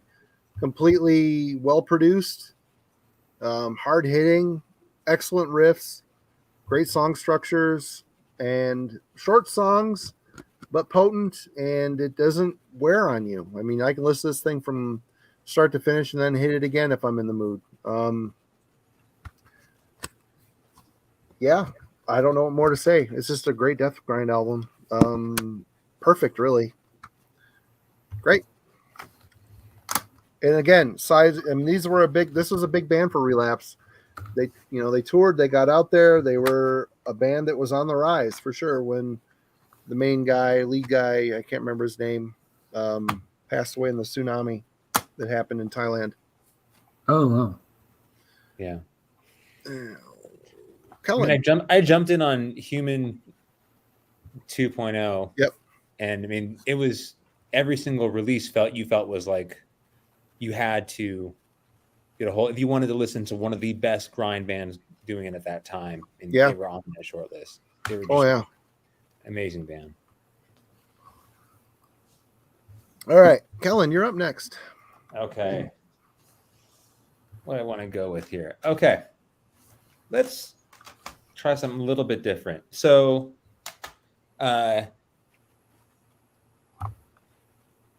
this comes out. This is Summerlands, Hmm. and Never heard that either. okay, well, it's. I mean, it's probably this is 2016, I believe. So a much, in terms of the albums we've talked about, a far more recent release, and kind of comes like this is a time period where a genre that no one really, I mean, the new wave of traditional heavy metal is sort of in force at this point in time, if you want to call it that. But an American traditional heavy metal band. You had essentially like it kind of sounds, Manila Road, but there's so much reverb going on here that just the entire record sounds very warm. But great, like one to add to the list. This is their only release, so I don't know if they plan on putting out another full length or what's in store for them. But in terms of important sort of traditional American newer bands that have put out a release in the past decade, Summerlands kind of went unnoticed because it's on Relapse. It's on a record that most people associate with bands of this ilk, but kind of snuck in. And if you're into something like that nowadays, go for it. What year did that come out? 2016, I believe. Okay, recent-ish, sort of. Yeah. It rings a bell. I think I'm guessing I heard a little bit of it, but never circled back around to it. But yeah, that rings a bell. Can't quite nail it down in my head though. Alan. Let's see. Oh, Marty's referenced it a couple of times, and since Kellen's shown a newer one, I think this is worth showing off too. Yeah, the new Wolves in the Throne Room. This is a very, very, very good album. I haven't heard it yet. Primordial Arcana. It's very strong. I like most Wolves in the Throne Room to begin with, but this one, sonically, it's really well done. The thing that makes it stand out for me, it's a little funny. They actually just reviewed this on Banger TV today, I think it came out. They were a little late in getting around to this one, but it was a little odd because in the review, they kind of mentioned like, well, it's good, but it kind of just feels like another Wolves in the Throne Room album. I'm thinking to myself, no, it really actually doesn't.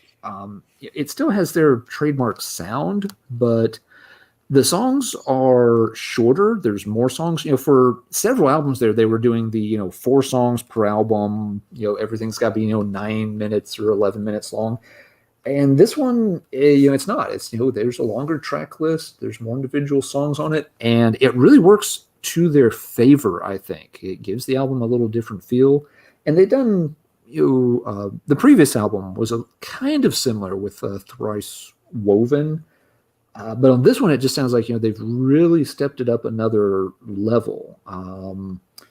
So yeah, it's cool to still see them releasing very strong albums that are going to stand out even in their catalog. And yeah, it was just I'd forgotten that Relapse had signed them. It's like, oh, that's on Relapse. They weren't on Relapse before, but okay. So yeah, I think it's a really good release for Relapse and a really good release for the band. It's in a way easier to listen to than some of those past albums where with the songs being a little more catchy, a little shorter, they sink in a little bit faster. You're not solely overwhelmed with the atmosphere by itself so much. So yeah, cool album. It's gotten a little overlooked this year with Iron Maiden and Carcass and other things coming out. But yeah, if you like Cascadian black metal and you haven't checked it out for some reason, I do so. And yeah, I think Banger TV sold it just a little bit short today. That's just my opinion. All right. They tend to do that too, by the way. They've been known to do that from time to time. Well, it's fun, they're funny. We don't have to go deep down that channel. They obviously try not to, poo-poo anything too badly, but at the same time, they sometimes don't give albums as much, do as maybe they ought to either. It's yeah, they kind of get stuck in this. Everything for them, seems to get 3.5, or 4 skulls. Yeah, it's very hard to ever get them to give anything less or more than that. Yeah. Which at the end of the day, it's just like, why the hell are you even rating them at that point if they're all going to have the same number? All right. Well, back in the early 2000s, late 90s, early 2000s, you really can't think of Relapse without thinking of Brutal Truth. There it is. This is definitely not my favorite Brutal Truth album. That would be the first two. Those two albums are fantastic. This one is really good. It's when the band starts to get a lot more experimental and weird with their sound. But this, if there was a poster child for the Relapse sound during the late 90s, early 2000s, it's Brutal Truth. I mean, these guys are road warriors to the end with Kevin Sharp on vocals, Danny Lilker from Nuclear Assault on bass, of course. These guys would play someone's basement or they would play a big show. Didn't matter.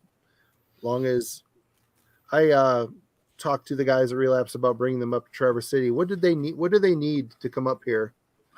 Gordon said $300 and a bag of weed and they'll be your friends for life. I'm like, oh, cool. I never did it, but yeah, this is very much a huge album for the label. And this guy that's on the cover, I met him when I was hanging out there in Lancaster. He was their UPS driver. And he was very proud of being on this album, even though it's a pretty damn ridiculous album, but very cool nonetheless. I mean, it sizes up what's on this album quite nicely. But, Brutal Truth kind of evolved into this Japanese-inspired grind band that incorporated experimental elements and cruised along for quite a long time on this label. Toured the world many times. Played a million shows that were crushing. I saw these guys a lot during this era, and they were amazing every time. Absolutely crushing every single time. Always tight, always engaged and violent. Good stuff. Brutal Truth. Yeah, not a band I ever got into myself, but that cover is like the iconic Relapse album cover for me. That's the one cover that always sticks. It's just so weird, goofy, cool, but kind of just it really summarizes Brutal Truth and Relapse. That kind of core sound for me. I totally agree with sort of that experimental slant to that record. Yeah. Like, just you have two of the most important grindcore records to come out previously, and then they just kind of were willing to take some chances on it. I don't know. It's an interesting listen for sure. Yep. They certainly threw caution to the wind and just kind of wrote what came out of them at the time, which is very cool. Yep. Yeah, I replayed it this week just because I hadn't heard it in ages, just to see what I thought of it. And it's still not really my thing, but it definitely has those odd inclusions that they were doing something different. They're not just blasting away. They're trying all kinds of different things. Oh yeah. Yep. Very organic production too. Not overproduced at all, but not underproduced either. It was just a good walk and allowed the experimental elements to cut through a little bit more, I think. Kellen, you're next. And I'm going to go pee. So talk a long time. Okay. So here's one. I'm going to be extra careful with the cover here because I do not want to get us in trouble. Okay, so excuse me, this is going to get a little intimate. But so Pig Destroyer. This is, it's interesting. We've had there was a Grind episode and a 2000, I guess, episode, but Pig Destroyer does not come up yet, and I feel like we can. I don't know. Is that awkward for me holding it like that, or should we just put it to the side? Maybe you're good. You can lower. Yeah, there you go. That'll work. Maybe that would work better. I mean, one of those bands that I think the riffing style made it very unique. Now, the artwork here, despite me joking about it, I think set it apart, for me, because Prowler in the Yard looks like a grindcore record to me. Just it looks like early 2000s death metal grindcore.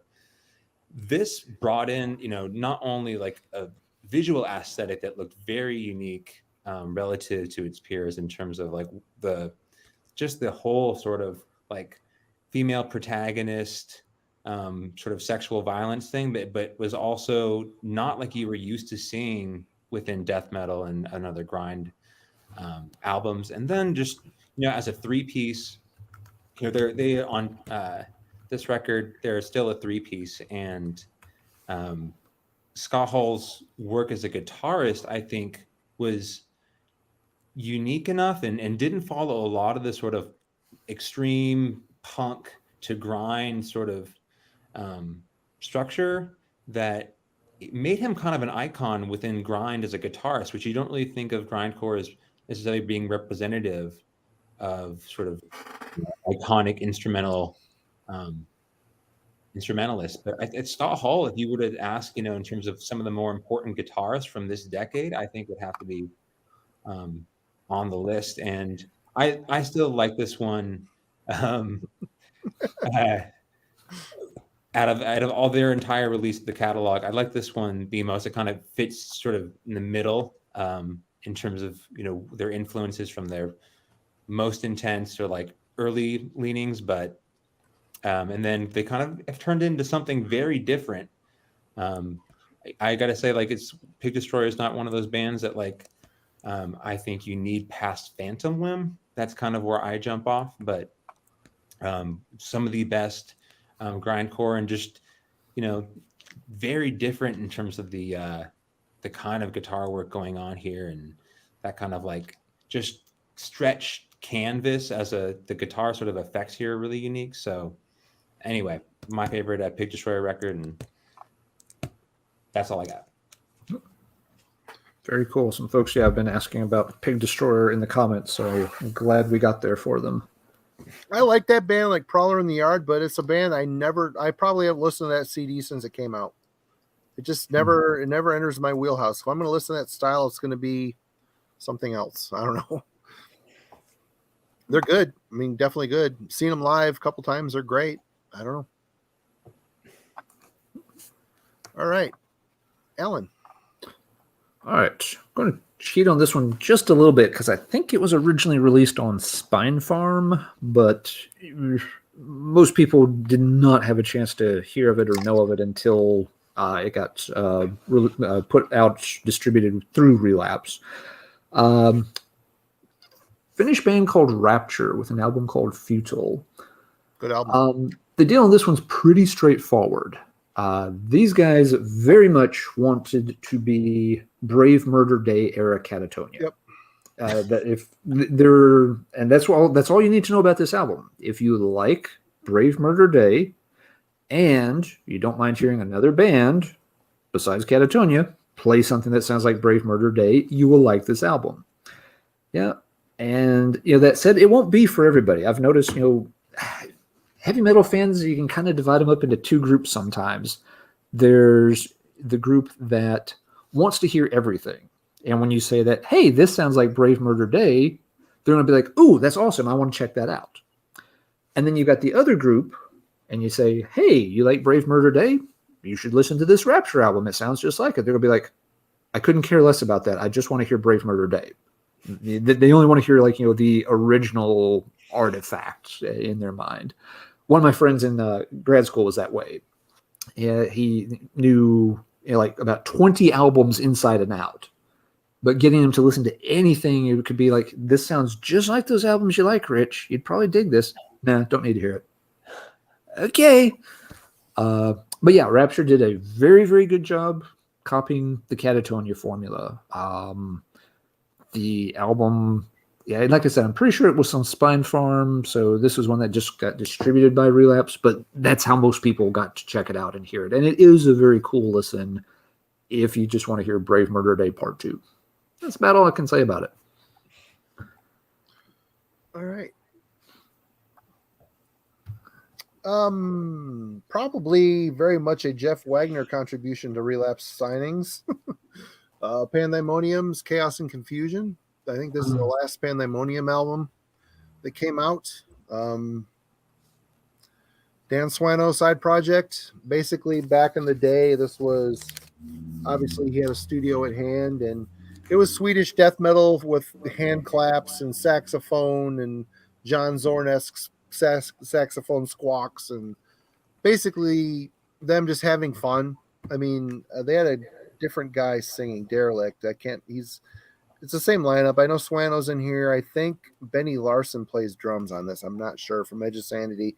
And I think Dan's brother is on here as well. But I don't know for sure. I can't remember the lineup, the who's who on this stuff. But absolutely weird. Probably their most it's very experimental record, but it's very much, it has a very unified feel. Whereas the earlier Pandemonium stuff, I love it just because it's fun. It's heavy, it's fun, it's quirky.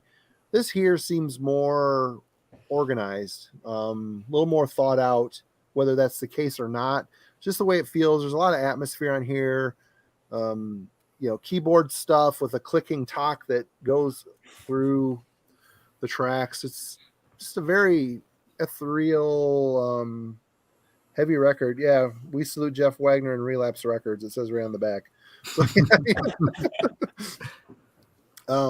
They knew who were signing the check. Yeah, very much possibly a strange signing for a Relapse, but once again, it all depends on who's working at the label at the time. I think there's a lot of, they take a lot of consideration into the tastes and styles of the people that are working for them. At least back in these days, it was that way. I don't know what it is now. I have no fucking clue, but great album. It's fun. It's a good album. Really well done. Interesting stuff. Check it out. Yeah, it's a band I've heard Jeff, he's written about them and talked about them a lot, and I've just never have gotten around to checking them out. My bad. Really? Oh, I mean, You're not going to be blown. It's the early stuff is Swedish death metal with weird stuff in it, like fake live shit where it sounds like they're playing in front of an arena. They're a big crowd roar. I mean, it's fun. It's fun stuff. All right, Kellen, you're back. All right.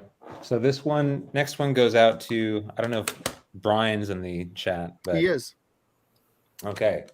So this for me is kind of an end of an era. This is the last Spawn of Possession release. So 2012 here. So this is a band that came around that was playing, a style of death metal that the 2000s was known for. So 2003, I think Cabinet comes out, and it's on Unique Leader. And it's that, incredibly technical kind of death metal that was huge during this decade that turned a lot of people off. It just sounded way too pretty and polished and so on and so forth. But Cabinet is one of the releases that I think really spawned a lot of, pardon the pun there, but spawned a lot of bands in that style. And they had a sort of a hiatus. And in 2012, they're on different labels. Relapse picks them up. And it's, to me, like, death metal in 2012 is heading in the completely opposite direction. Bands no really want to go through that sound anymore. So, but they pick up Christian Munzier. I think that's the pronunciation. I think he played for briefly in Defeated Sandy and then went to Obscura, who's sort of this incredibly talented, classically trained guitarist. And then Erland Kasperson leaves Blood Red Throne. He's a super talented bassist. And they're recruited essentially to play for this album. And I think because Spawn of Possession had played an important role in terms of creating an identity for technical death metal in the 2000s, they had some sort of leverage to bring that kind of talent in. Anyway, this is like a very specific kind of death metal. If you're not into 2000 technical death metal, it's not going to be your thing at all. If you are, it's one of the best from the era. The musicianship is unbelievable. It's got all the, at this point, this is their hurrah. So they are going for everything. There's orchestration at times. There's like a 9.5-minute song called The Evangelist.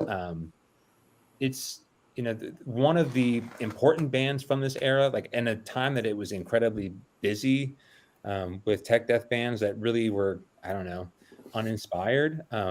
Spawn of Possession is one of that I would absolutely have not, I wouldn't be into the genre at all if I hadn't heard Cabinet in 2003. So for all the noise that decade created with this kind of death metal, that's one of the better ones. And this is their last album. They sort of disband. They've gone different ways. Christian, I think, has his own thing going on now. He's got his own like solo records, and kind of had like a neurological issue with one of his fret hand, I believe. So he's kind of been working through that. And anyway, kind of a unique glimpse into Relapse in 2012, because I don't really associate them with this kind of genre, right, and band. And it's also kind of swimming in the opposite direction that the entire death metal world is heading. So it was a unique release to me. Well, they also put out Necrophagist, which is very tech death type stuff. Is Spawn of Possession, is that the band that Corpse Grinder sang on the early stuff, or is that a different band? I believe that's a different band. Okay, I got them confused there. All right. I didn't even know that band was on Relapse. So yeah, that's how out of it. Well, it's the only one. So really? It's the one release. So they come back, Relapse picks them up, and then they end it. So right. Yeah, some other people were making the exact same comment. They didn't realize that was a Relapse release.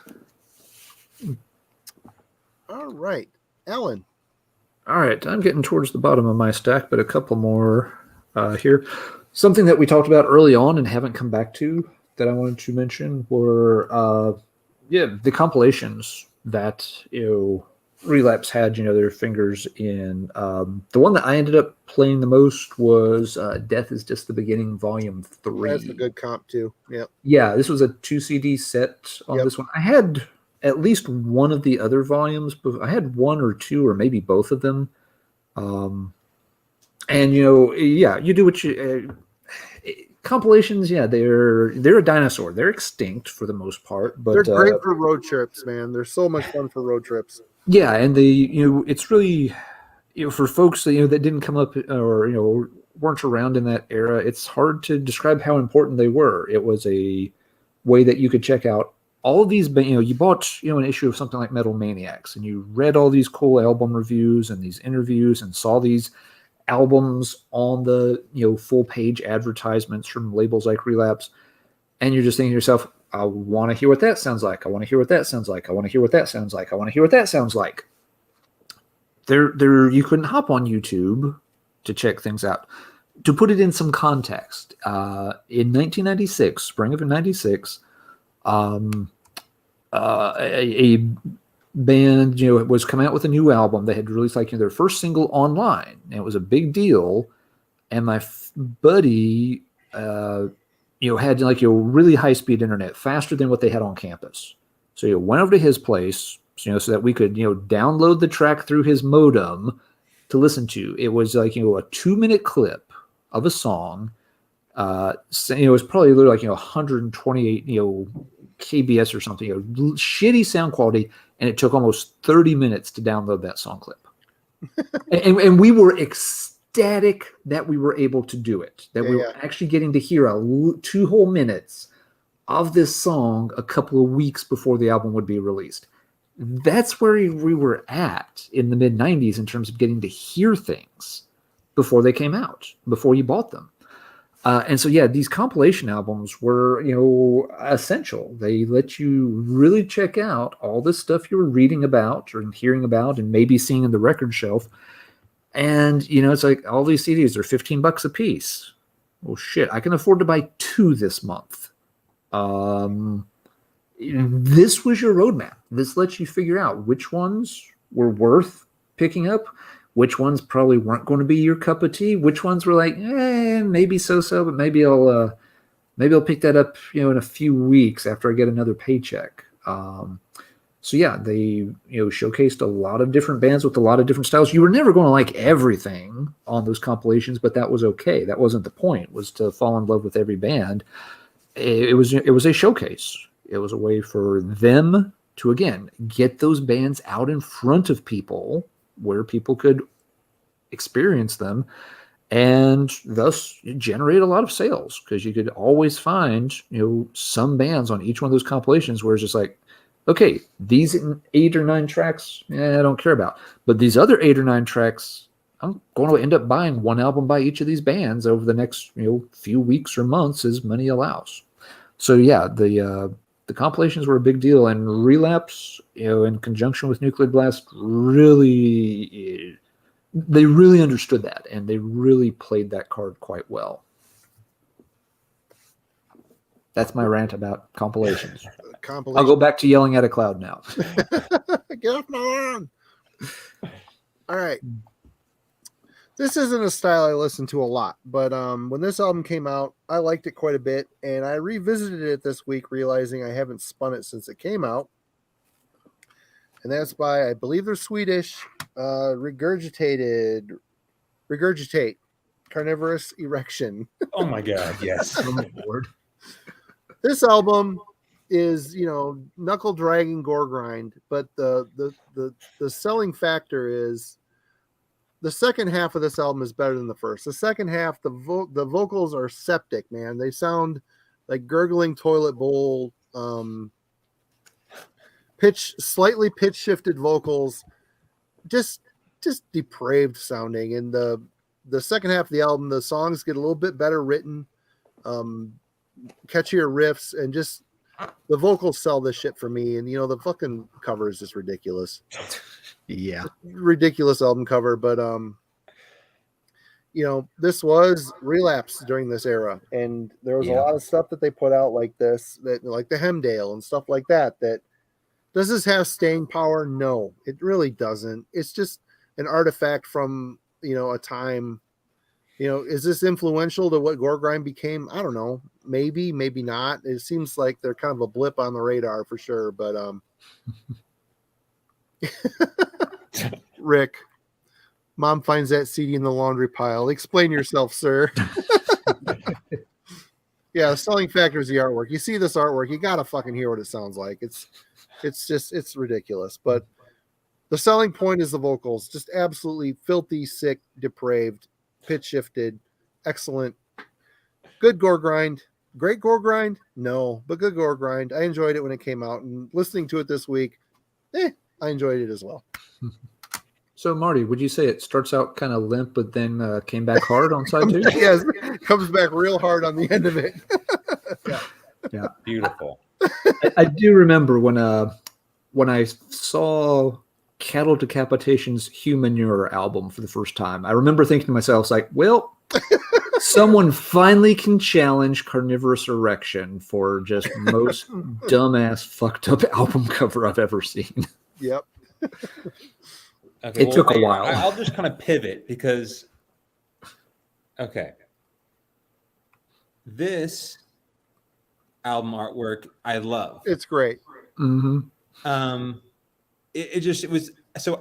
I have to say, like, in terms of albums that make you kind of feel ashamed for being a metal fan, like Carnivorous Erections is one of them. Anyway, never ashamed. I'm never. But ashamed. this comes around, and I think it's like, just in terms of how serious a gore grind band should take themselves. This is on point. The whole like color template, everything. I love it. But what makes this record great, is kind of your point, Marty, like the pacing here is better. Yeah.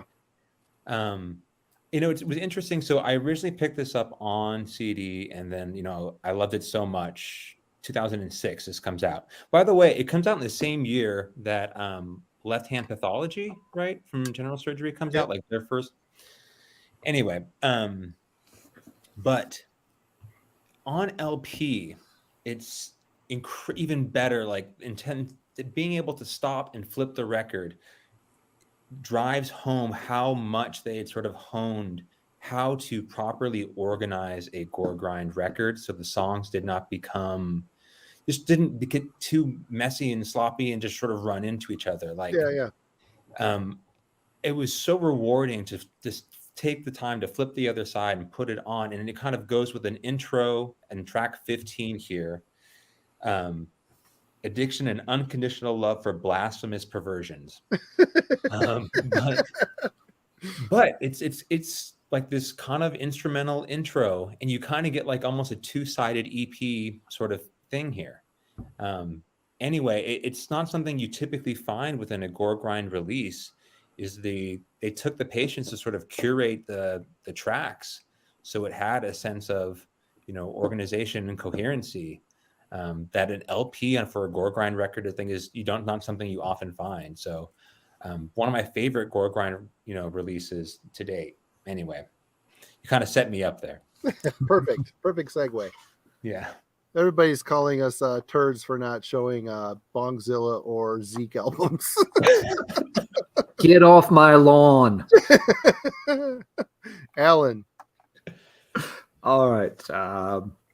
I showed something by this band before, but this is so different. And again, really big release for the catalog. I'm going to show this one too. This guy, Elegy. Amorphous' follow-up to Tales of the Thousand Lakes. That album had been very successful. People loved that sound. It would have been so easy to have followed up on that sound, and it would have gone over like gangbusters, and people would have loved it. And the band left a lot of that behind by the time this album came out. They kept some of the, they instead latched onto the 70s vibe, which was only a little part of Tales from the Thousand Lakes. And they latched onto sort of, the Finnish history vibe.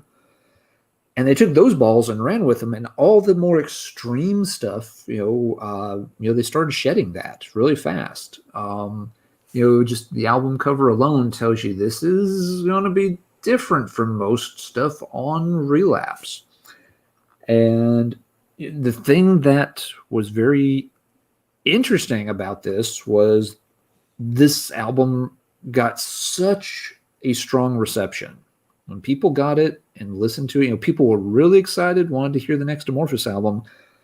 And this was so different. It very easily could have been considered, just like, that year's Cold Lake or as something really very different.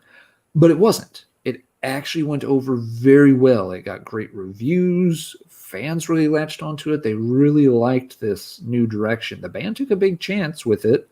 And the label, continued to give them a lot of leash and try out, things that were obviously getting way, way, way miles away from where Karelia Isthmus had been just a few years before. And it's just a very solid album. It's still very listenable today. I had friends that, they're not into 70s rock or anything at all. And they would just obsess over this album. I know my buddy Matt borrowed this from me and just listened to it, a lot. We did a lot of field work that summer out west, and again, this is pre-iPod. It's like going to be on the road for like 6 weeks. Can only throw, don't want to drag around but so many records and tapes and stuff. So this was, one of just a handful of things that we agreed, like, yeah, we ought to have that in the car with us for the next 6 weeks and just play the crap out of it. Really good release. And the band, went from, this was really, kind of, pointed the way the band would go from here on out. Changes in lineup along the way and stuff like that, of course. But Elegy was became one of those benchmark albums that could have been a huge disaster, but actually ended up being a huge success. I have a funny story about that album when it came out. I got the promo for it. I love the first two Amorphous albums unconditionally. I got that album, I put it on, and before I put it on, I looked at it, and during that era, if you change your logo from a death metal logo to a font, something was awry. You knew someone is about to shit in your Wheaties. So I put that album on, and I started fucking laughing. Mr. Cult Brutal / black metal guy was like, this is fucking garbage. This is terrible. I was going to pick up the phone, call Jeff Wagner and laugh and say, what the fuck is this shit? Your steal is not true, sir. But I did not. I said, you know what? I got to review this thing no matter what. So I'll circle back to it. I circled back to it and something funny happened. It clicked. And it clicked so hard. I'm like, God, I want to hate this so bad. They got the font, they got the. It's not a death metal record. It's got 70s door shit all over it. What the fuck? But it was kind of like the same thing when I heard Draconian Times or 1 Second by Paradise Lost. My promo copy of Paradise Lost 1 Second spent a total of probably 1 hour in a garbage can at one point. I couldn't even harvest the CD case because there was stickers all over it. I'm like, fuck, I can't even keep the CD case. Boom, in the garbage it went.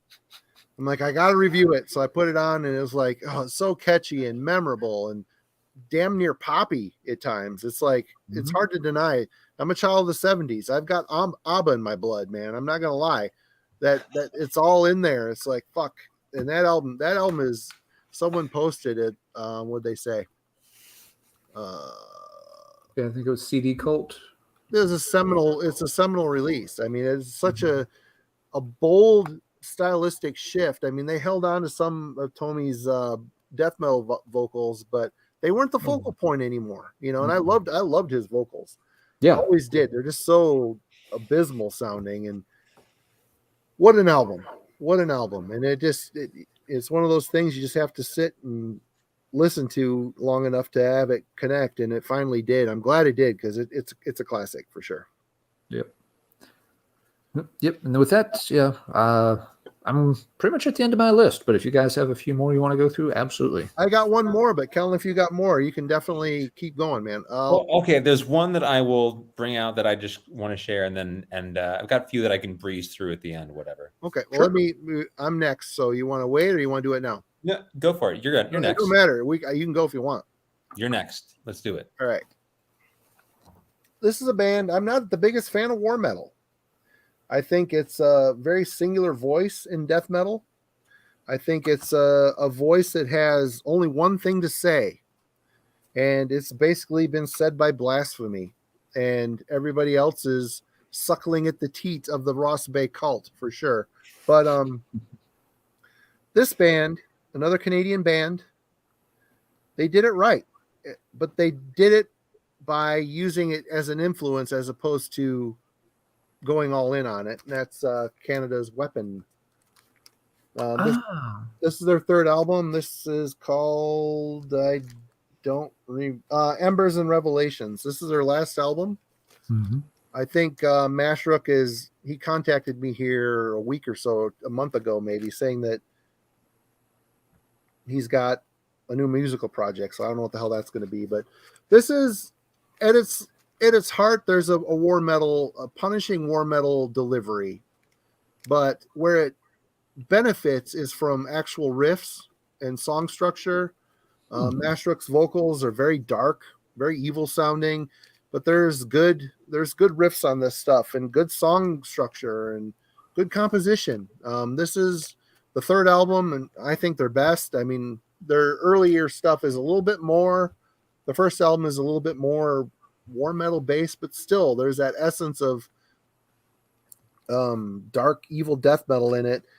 I would say there's a slight Mexican influence on this, to be honest. Yeah, I mean, they're one of those bands. They signed to Relapse, did a bunch of shows, did a bunch of promotion, and he just kind of flaked and bailed, which, whatever. Good band, good album. And kind of strange for the Relapse roster. Not really something that fits in with what came before and what came after. Good stuff. Would you say like a Shub Niggurath sort of when you say Mexican? Yeah, there's a little bit of that, but I mean, it's definitely more Canadian. Like I said, there's an obvious war metal. And to me, war metal comes from Canada. I mean, it's blasphemy. Everybody tries to imitate the blasphemy style. Some to great success, others to lesser, but blasphemy is the core. They were the voice, and war metal has never really strayed much from that voice, which to me is a disadvantage to the genre. I mean, people love revenge. I think that shit is fucking boring. It's the same thing over and over. It's the same presentation. It offers nothing new. And this band to me did. They took that influence and built on it. They added the dark death metal feel to it with the real the bomb blasts drumming style, of death Mhm. of war metal, but very good stuff. Good album. Check out. They got 3 albums. Check them out. They're all good. I know exactly where that copy has been sitting in the used record store downtown for a year or more.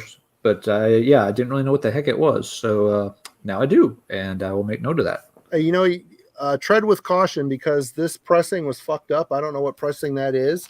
Oh, This record sounds like complete utter balls. The CD sounds way better. It's that they had a pressing problem with this, and the grooves sound. The sound is fighting against the grooves. I don't know. It does. This album does not sound good. The CD sounds amazing. They fucked up in the pressing on this, and they even stated it. They even stated it in the. I think Relapse put out a thing saying the pressing's fucked up, and I didn't return it and get another copy. I just kept this one because I have the CD as well. Good to know. Yep. Kellen, you're up. Okay. Welcome back.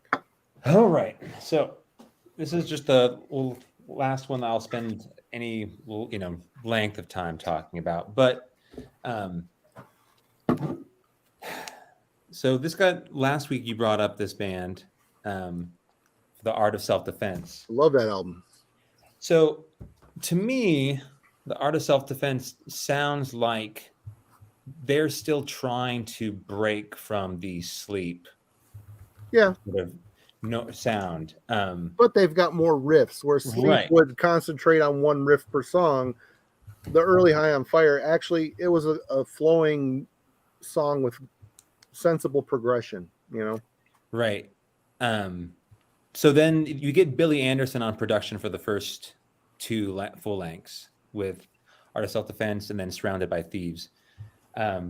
Steve Albini jumps in here, and Albini produced that. Okay, cool. Yeah. And so he takes over, and the sound here, I think, suits sort of the direction that the band would head in the future, which is a little bit more thrash leaning. It's that a little bit of clarity that comes through. It's still heavy as hell, but works well for the more sort of, riff focused and faster kind of guitar work that Matt was working on. Anyway, this is my favorite High on Fire record. And I remember the Wow Hall in Eugene. I was at the time a senior at the U of O, and one of my good friends who was also into this kind of music to some degree. He was much more of like a sort of crust punk and power violence guy, but it was his birthday, and I was like, I'll take you to the show. He's like, I don't know, it's a metal show, and I'm not really going to like it. And I'm like, it's pretty stripped down. It's not like, going to be too challenging for you. I think you'll like it. And so he drove me to the show. I paid for his ticket.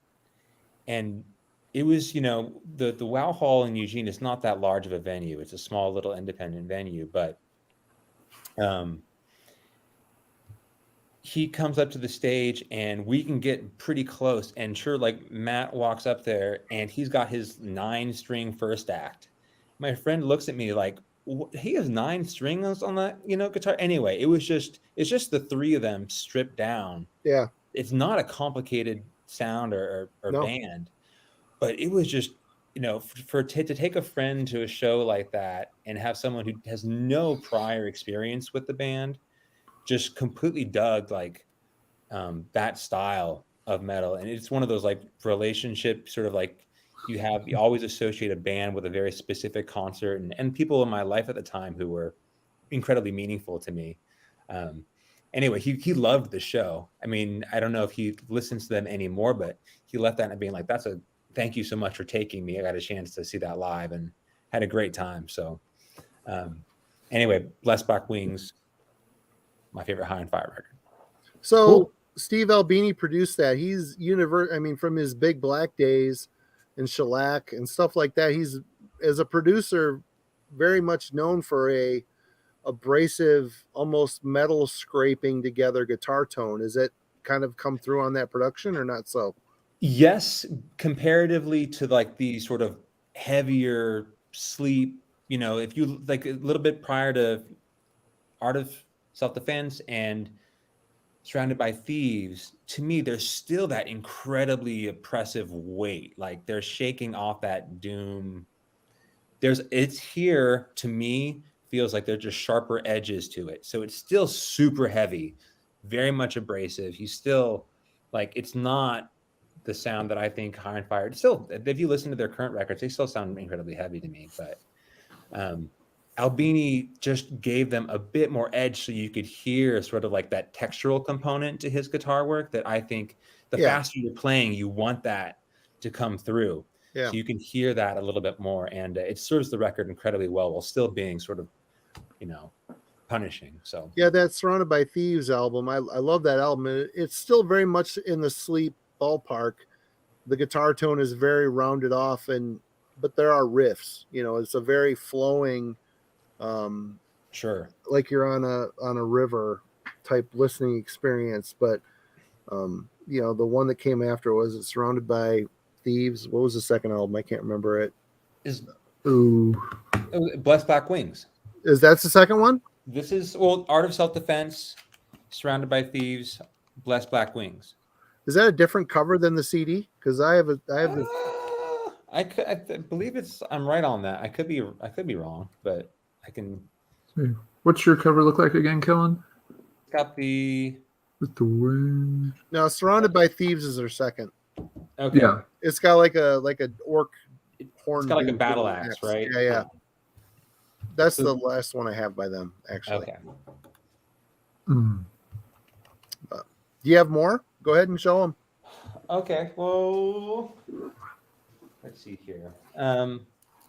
So you briefly touched on this one, and I think I didn't know if I should just follow up right after talking about disembowelment, but you could have. Yeah, no, it's all good. It's all good. Yeah, but I mean, another thing that I don't get the sort of, what do you want to call it? Like, as much as the conversation surrounding Death Doom, this still sounds unique relative to its peers. Sure. In my opinion. I think that disembowelment influence is still there. So I really they're just lacking the key member that brought a lot of that experimental world music type feel to the Transcendence album.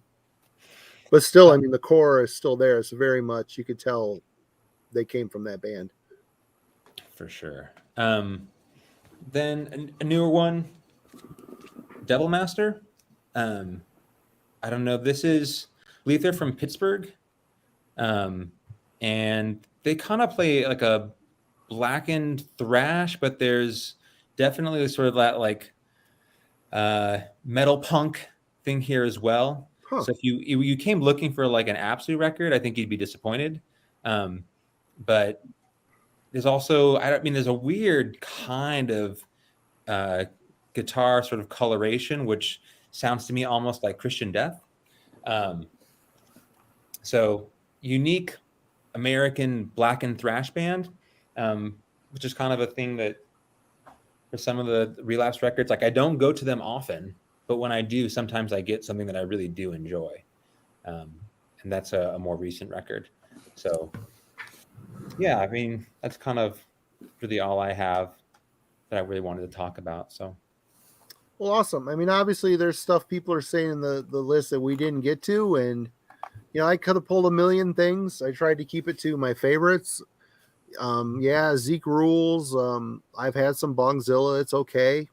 It's not something I ever reached for since the albums came out. Sorry, Brian. Brian has a very unique love for that band. You look at the dude, you wouldn't think he smoked that much pot, but apparently he's got some demons in his closet. Maybe, I don't know. But it was a great time, Kellen. Thank you so much for joining us. You brought a great perspective to this conversation, and thank you for bringing the conversation to us. Yeah, it's been a very popular topic. Folks in the chat have been just going at it really hard tonight, talking about all kinds of albums, ones we've commented on and ones that we didn't. So yeah, I think it was a topic a lot of folks have enjoyed. So you picked a winner for sure. Absolutely. Cool. And for the 50 some people that are still hanging with us, thank you. It's been almost 3 hours, and you guys are great. And I gotta say, there's going to be t-shirts coming. So put a little cash aside. I'm going to hopefully in the next couple of weeks get that ironed out, and it'll help support what we do here. And it's a cool design, and hopefully y'all dig it. Yeah, that's about it. Next week, I don't think we have anybody ironed out yet, do we, Alan? Nothing confirmed. We've got some folks we're talking to, but yep, got to nail someone down for next week. We got a lot of cool stuff coming, and more people are going to be coming. And please take a second, go over to Killing for Company. Did you take that from a Swan song? You know, that is well done. Well done. There was the Swans and a prostitute disfigurement song, and I thought I should sort of play in that space. So two bands that do not go well together at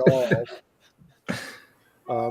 But definitely go over to Killing for Company, subscribe, go to Let's Talk Metal, subscribe. If you're a casual looker, go to the Marty Worm channel and subscribe. It won't kill you. It helps us out.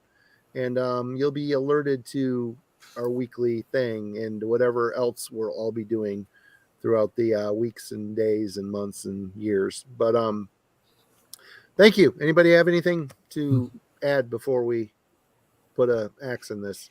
Nope, it's been a great topic. A lot of cool albums shown off. And yep, thanks to everybody for hanging out for the night. Just sincerely thank you for having me. It is, I would not be doing this if it were not for you two. So shucks.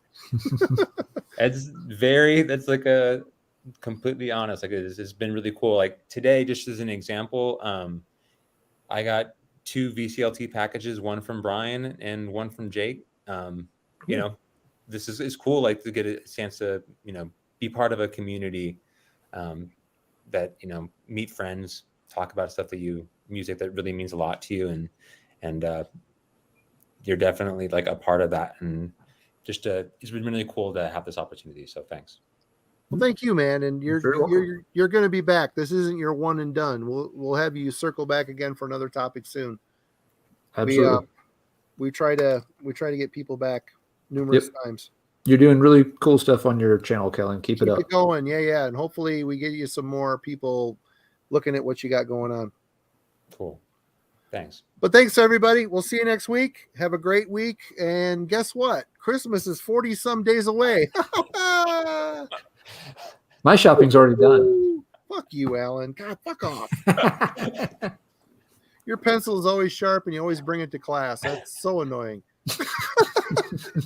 Yeah, but sometimes I stick it up my ass by accident. There's a danger in that, too.